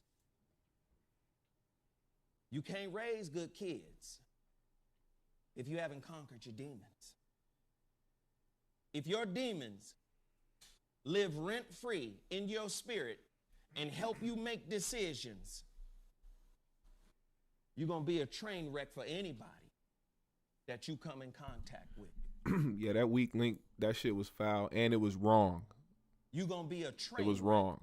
For anybody. That's not a fact about Zoe Willams. He's not a weak link. That's a fact. I'm not perfect. Never have been. I take responsibility for all the fuck shit that I've done. One of the greatest fuck shits or fuck shit circumstances that I have participated in was the Aries Spears debacle. What you don't know about me is every time I lose my temper, I see it as a spiritual demotion. I have taught my son this. Every time I see... Is there an elbow emoji? Is there something that involves elbows and an emoji that somebody can put in the comments? Just put an elbow emoji or some shit. Put the elbow with the fucking like this or some shit. Put that in there for Zoe real quick. Put the elbows in there. Or lose my temper, I see it as a spiritual demotion. I see it as a setback. And for a long time, I felt exceedingly bad about the Aries Spears situation. But the reality of it is, I didn't know the brother. The reality of it is, I talked to the brother off air. And off air, the brother was cool. He would listen when we were off air. I said, hey, man, please listen. Hey, brother, please listen to what Corey is saying. Follow his direction. But then once he got back on the air, he jumped back onto the crazy shit. I don't know him. I'm not a comedian, although I play one on TV. I crack jokes and I act silly, but not with people I don't know. The reason why me and Freeze didn't fight is because Freeze and I have over 25 years of friendship. When Freeze got divorced, I don't want to put too much of his business out there, but when Freeze got divorced, I love you, Freeze, and I don't mean no disrespect by this, but when he got divorced from his first wife, Freeze came to my house and slept on my floor because Freeze is my brother. And I love Freeze. And what y'all don't know is when we stepped outside of that motherfucking studio and we put our dukes up, Freeze said, man, I don't want to fight you. I said, I don't want to fight you either, dog. I love you. I love you too, brother. Anybody that thinks that's weird, or anybody thinks that's soft, or anybody that thinks that they some bitch ass niggas or whatever the fuck, whatever thing, anything like that you think about that situation right there, you are wrong. Those are people who are grown and who have a fucking stable mind on them. And who know, for one, not only are they too old to be out here fucking squabbing, for two, these motherfuckers have too many years beyond them and too many good that outweigh the bad for them to sit there and try to put hands on each other. Too many people try to be hard, man. Y'all motherfuckers want to be hard so bad, and y'all motherfuckers want to prove yourself, and you want to put your ego at the front so bad. It takes being a man to understand when to motherfucking do some shit and when not to do some shit. And those motherfuckers are family. You cannot fucking jeopardize family when you have the option not to. All right? There we go. And what do? We hugged and went the fuck back in there.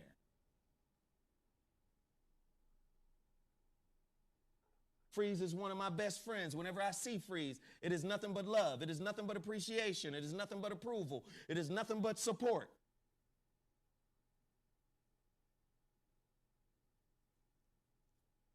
But I'm going to tell you this.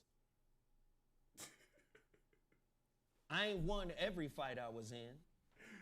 Chill. But I won. You know why? Because niggas underestimated who they thought I was. I'm not one to be underestimated. I'm not one to be marginalized. I'm not one to be disrespected.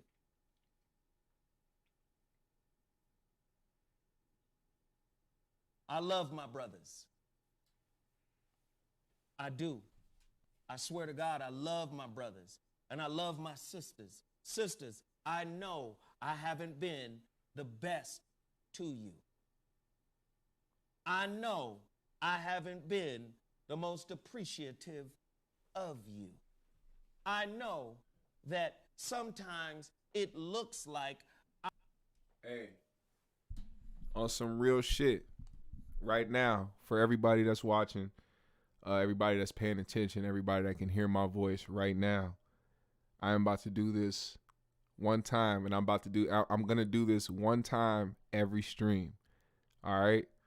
I'm about to post this up right now on my Instagram. Everybody that either follows me on my Instagram, that's above my name right now, my Instagram and my Twitter, I'm following everybody back. I'm posting this right now on my story. We got people in here right now. We got 5150 Nation. We got the motherfuckers in here that's motherfucking got some sense. Here for Zoe, here for Corey Holcomb. Motherfucking follow me. I follow everybody back right now. I swear to God, I'm not playing. Everybody that follows me right now on Instagram, I'm following everybody back. I'm siding with fuck shit that is said about you. But I'm not. I genuinely love you. If you ever took the time to read one of my books, you gotta know that that shit ain't coming from a place of fuckery. If you've ever read The Relationship Dismount, How to Stick the Landing When Exiting a Toxic Relationship, if you've ever taken my relationship masterclass, 5.5 hours, it's got homework in it. It's got printable homework in it. It's got a 25 book list. I've read thousands of books. If you've ever participated in what it is that I do, you'll know that I don't hate women. I had to learn to love women. I was disappointed in my mama because she couldn't do enough. And that's where the hate came from. I was disappointed in my mama because I felt like she failed me. Chad, D gonna be there for sure. Once I broke up with the expectations that I had for my mother. See, I had to realize that the expectations I had for my mother, she was incapable of providing. So it was wrong to put that fucking jacket on her. I had to realize I'm in relationship Shut up, with Randy. my expectations of my mama.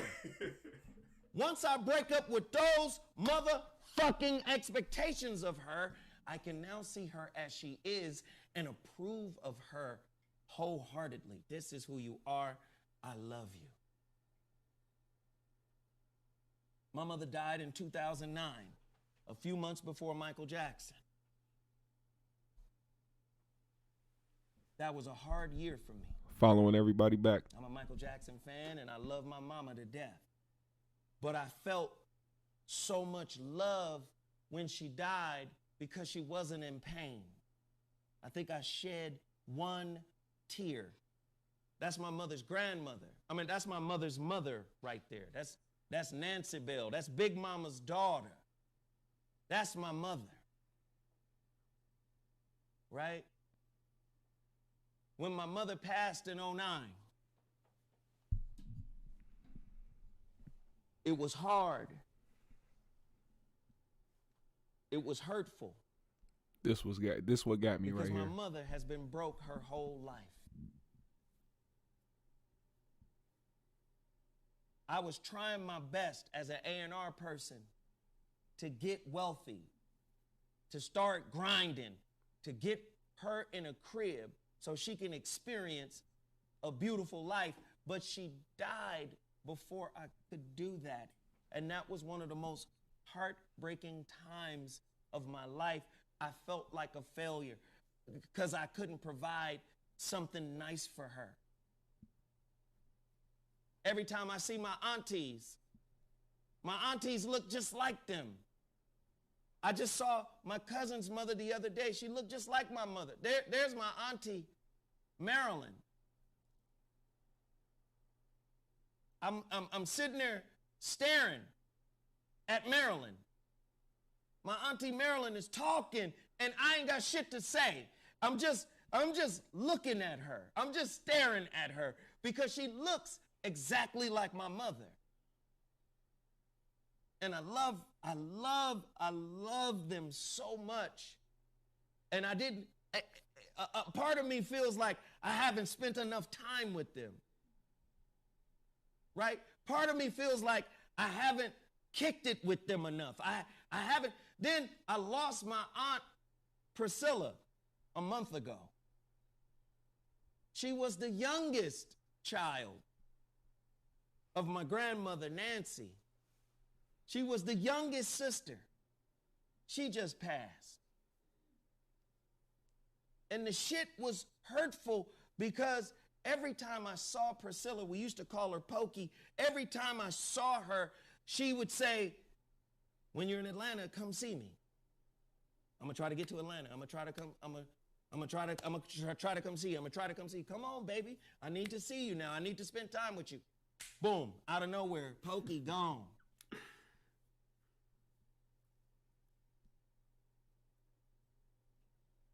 Pokey gone.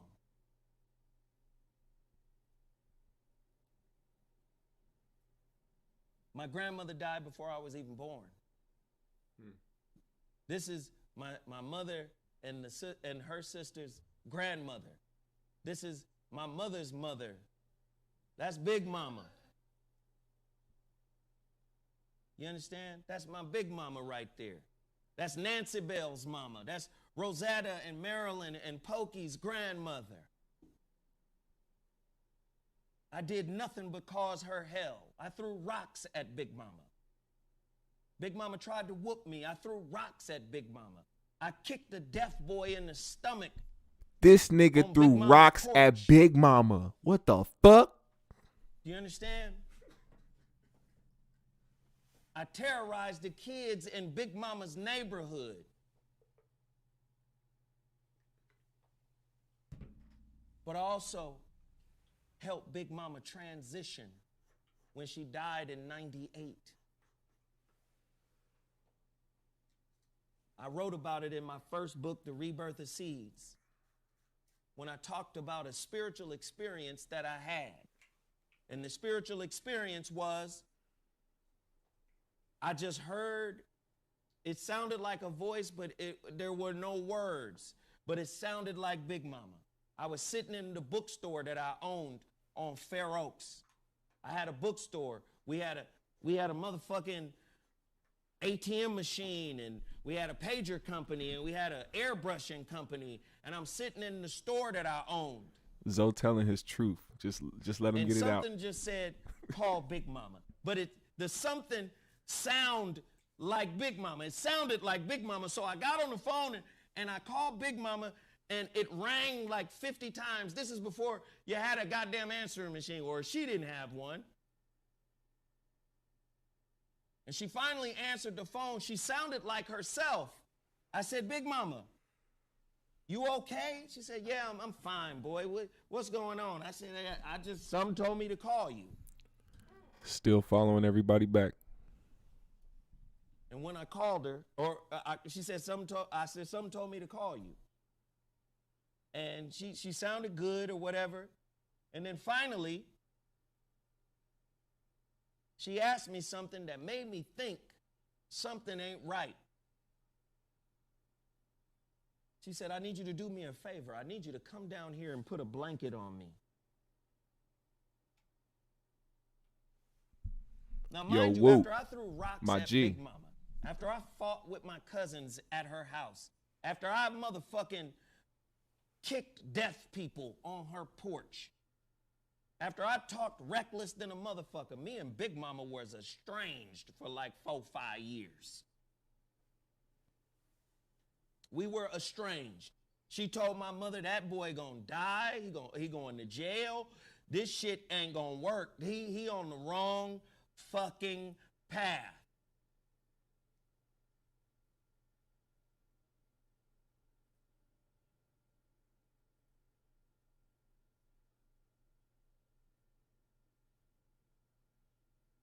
When I got down to Big Mama's house, I knocked on the door. It took her an hour to get to the door. It took her an hour to get to the door. When she finally got to the door, she was covered in feces. Her hair was matted. Damn. She looked like a goddamn skeleton. She was on a walker. And I just broke down and started crying.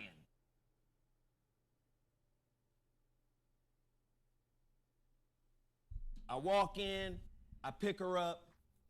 I didn't give a fuck about the shit that was all over her.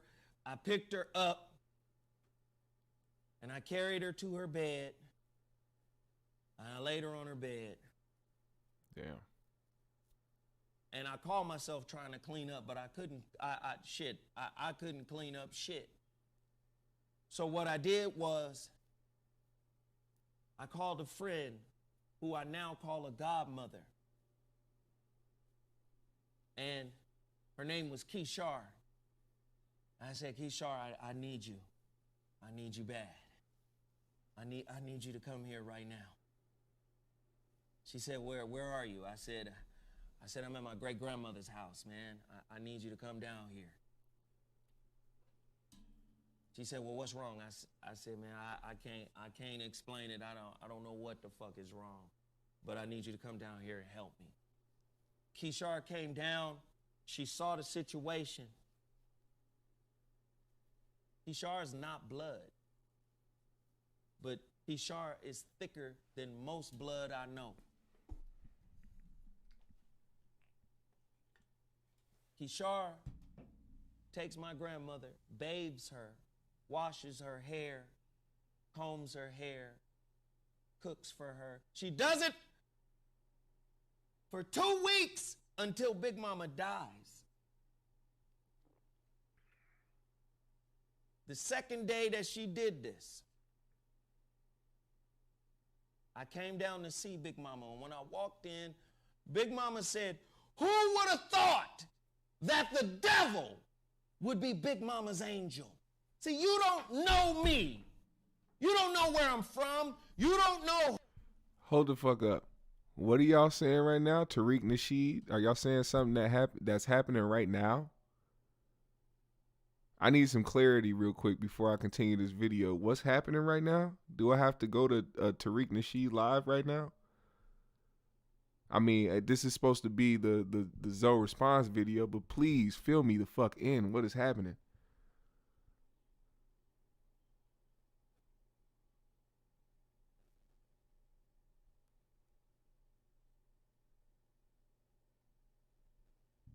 I'm seeing somebody talking about Tariq Nasheed doing something right now. Unless I'm just high and bugging right now. Unless y'all just saying shit. Anyway, I'm gonna let the video keep going. Who I am. I may sit next to people and talk to people, but you don't know me. You don't know what I've come through. You don't know the work I've invested in me to be different, to be better. See, I'm the nigga that's gonna tell you right now, off rip, I'm the problem in every relationship situation. It is me. I'm the problem. I'm the issue. I'm the common denominator. If the shit don't work, I've got to build fucking rapport with you. Y'all don't know me. Y'all don't know what I'm really about. Y'all don't, and you really don't know what I'm capable of. You really don't know what I'm capable of. Who would have thought that the devil would be Big Mama's angel?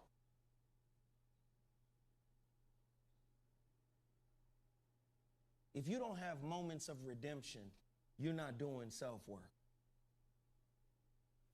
If you don't have moments of redemption in your life, that is a sign that you're not doing self-work. Robert Harlan, we don't know yet. I was redeemed in that moment. My grandmother shared every dirty secret I ever had with Keshar. Facts. Do you understand? Who would have thought that the devil would be Big Mama's angel? No redemption, or let me say it another way. No healing, no redemption. No revealing, no redemption. If you think Zoe is ever going to return to the 5150 show, put an elbow. If you think he's not, then say no. I just want to see more elbows.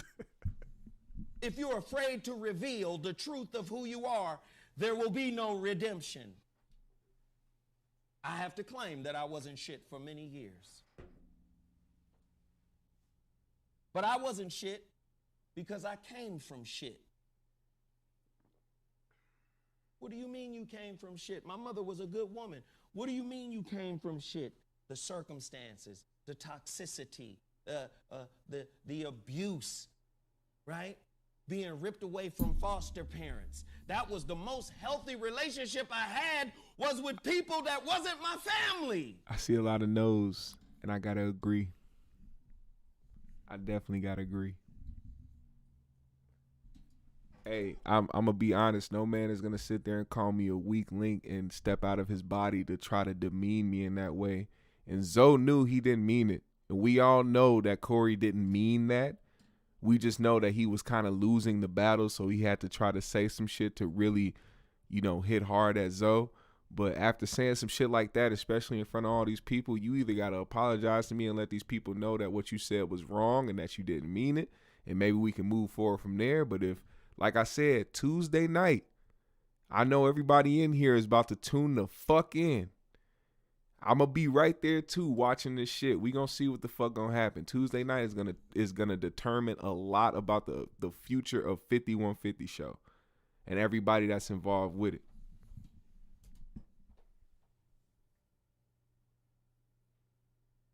You don't know me. You think you know me, but you don't.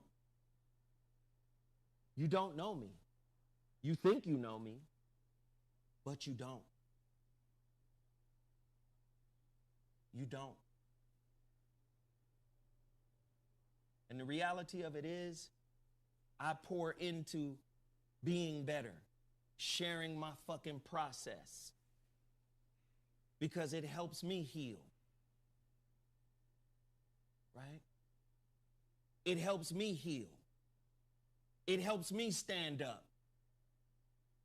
It helps me reflect back to me like, oh shit, Zoe. Still following everybody you still back. Got work to do, brother. Instagram, Twitter, everywhere, Snapchat. Follow me. Following everybody back. That's why I love interfacing with my people. But I'm going to tell you like this. You can only help the willing. You can only help the willing. You got motherfuckers out there talking about me like they know me, like we friends. Right? Like the niggas talking about 20K right now.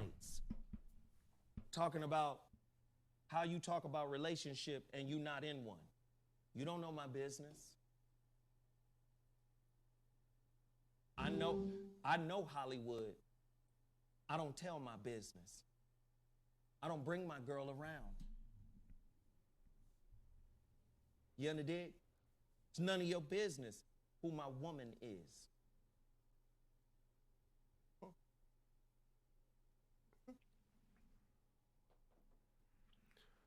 Martin, I'm going to elaborate in about 20 minutes because I'm going to end the video soon because we all know how this video ends, but I'm going to elaborate on this situation. It's not no bias shit. I'm not here on no 100% Zoe. I'm not here on no 100% Corey. I'm going to elaborate at the end of this video. Trust me. And y'all going to want to hear this shit. And I want to see y'all opinions as well. I'm not obligated to tell you who she is. She's part of my intimate life, not yours. It's motherfuckers out there talking. Zoe don't have no car. You heard that from another man who knew me at a time when I didn't have a car. Nigga, it's 2021.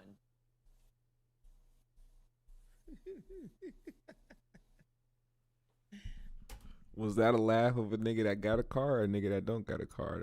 That's up for y'all opinion. Huh?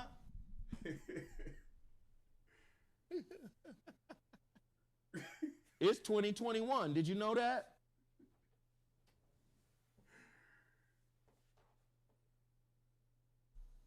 Privacy is important to me.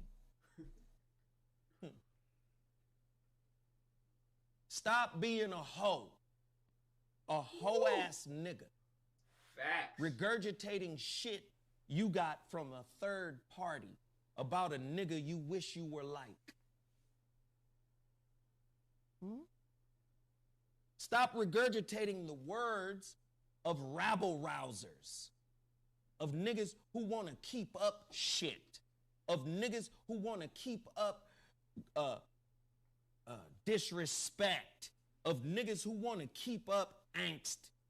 Stop regurgitating shit you've never experienced your motherfucking self.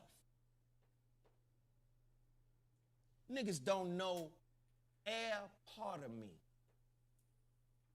Niggas don't know my friends. I wish some of y'all did so they could tell you, that's not the nigga to fuck with. Of all of us, he not the one to fuck with. You better get your blammer. You better get that goddammit. So for those who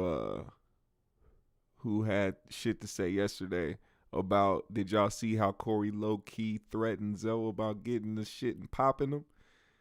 Yeah, Zoe definitely understood, and Zoe definitely knew what Corey was talking about.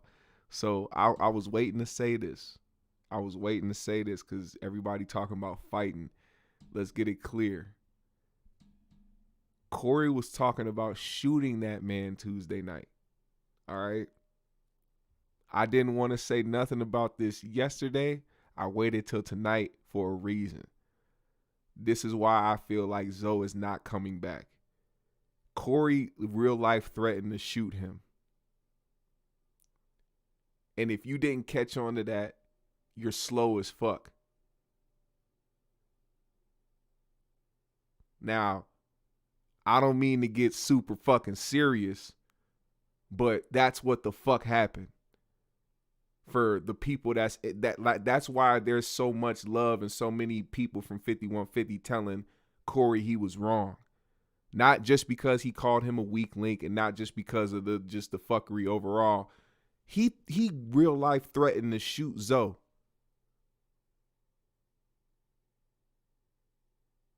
Insinuated, whatever the fuck you want to fucking call it. So let's keep going. You better.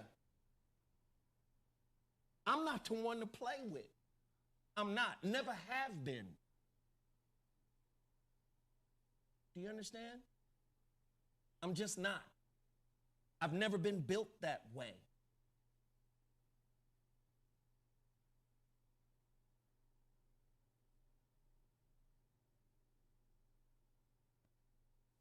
I love. It ain't no dry stitching either. Ain't no other, no, none of that shit. Cause Zoe ain't finna do no fucking legal shit, and ain't no legal shit finna happen. So this ain't about no dry snitching or snitching. None of that shit. It is what it is. That's what happened. My people. I love y'all. I love the ability to come on here and talk to y'all. Like I said, I take full responsibility for any misconception that you may have about me. I take full responsibility. Appreciate you, Robert. Friends, associates, colleagues, if you don't know who the fuck I am, I apologize to you. I wasn't clear. But I hope this is clear. I will work with you. I will ride with you. Even after you do fuck shit to me, I will ride with you. I will walk with you through your process if you allow me to. Or is he coming back? I will no longer allow disrespect. I believe that the climate was established for the Aries Spears situation. He's watching the show as a fan like everybody else. The climate had already been established. The established climate was fuck with this light-skinned nigga. Because he takes it. He's Mikey. I'm very clear-minded. Because he been taking it. Oh, I guess that's the nigga to fuck with. Goes back to how I set it up in the beginning about radio. Radio taught me to let the leader lead. That's not my show. Let the leader lead. Follow the leader's example. But if the leader cast you in the light of weakness, if the leader casts you in the light of some fugazi bullshit ass nigga, then the guests that come on that motherfucker will also see you in that light and think you're supposed to take what the leader has dished out. I'm no longer doing that. I'm no longer doing that. The reality is the responsibility for the Aries Spears situation is a three-pronged space. Three-pronged. It's a three-headed monster, a three-headed dragon. Chiefly, it's on me. I shouldn't have went at that brother, period. I should have got up, left. I should have walked away. I should have just got up and walked away. I didn't do it, and it was a spiritual demotion for me. I'm the leader of that three-headed monster. But when you create a climate that says you can disrespect this man, the guests may come on and say, so can I. And real quick, that's another reason why you saw on Tuesday night, Zoe brought up the point of Corey being able to conduct that show better with him and Aries. And I believe that to be true as well. Even though Zoe is a grown man, he has the ability to have decision making. He can make those decisions on his own, and he should have not done what he did, but he did it, and it was very satisfying to watch that happen. Anyway, but Corey, he didn't stop it. He didn't say nothing. Like I said, when you watch that fucking video again, if you go back to the Aries shit, you will see they cut to Corey, and Corey's literally sitting there like this, right before Zoe put the bows on him. You cut to a scene of fucking Corey sitting there like this. I shit you not. If you go watch that video again, you will see Corey like this. Looking dead at them, smiling. Ready to see what the fuck was about to pop off. So, of course, Corey could have handled that situation better as the host and as the person that could have controlled the situation. Me, personally, of course, I wasn't in that situation, so I'm not about to say what the fuck I would have did. But if Corey would have brought Zoe over next to Darlene, or if he would have just stopped the show, or if he would have just told Aries he got to go, none of that shit would ever happen. But Corey liked confrontation. Corey liked the fuck shit. So the shit inevitably happened. And nobody can say that they would have sat there next to Aries too and would have took that shit like they wouldn't have did shit either. Like, Aries deserved them elbows, bro. Three-headed responsibility.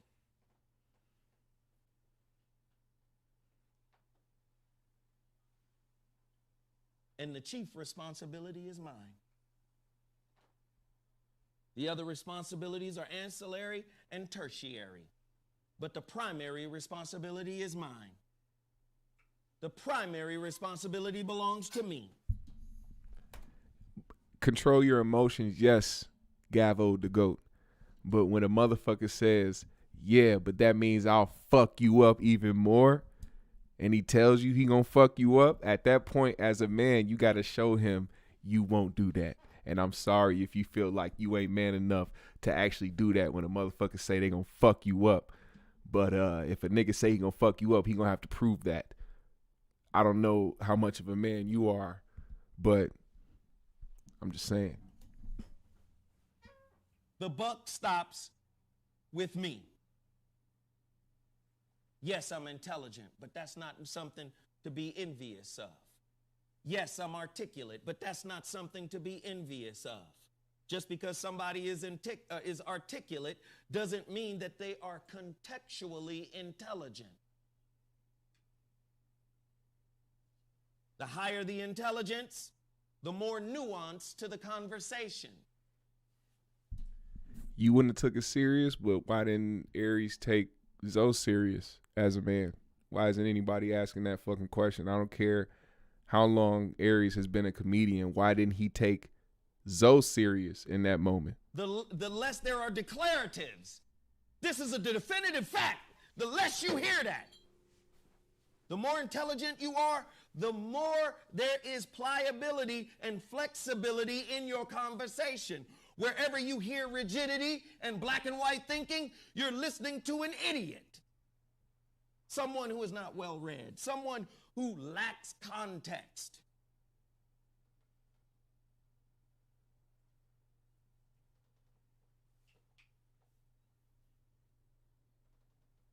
Let's talk about being broke.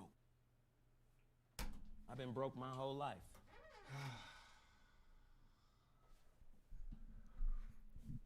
Hey, man.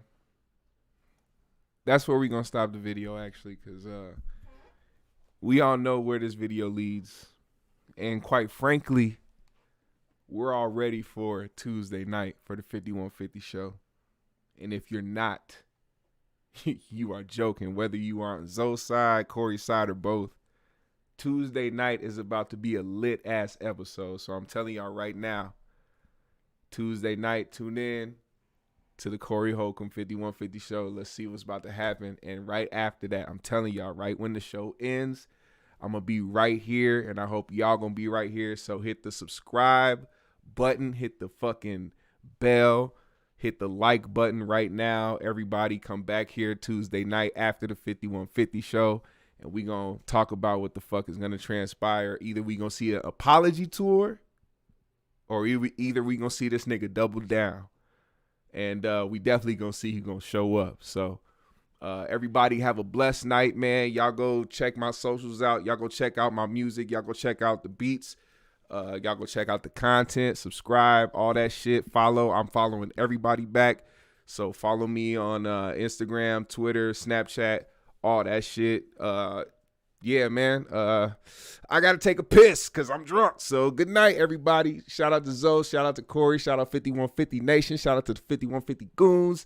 I'll see y'all motherfuckers Tuesday night. Shout out everybody, man.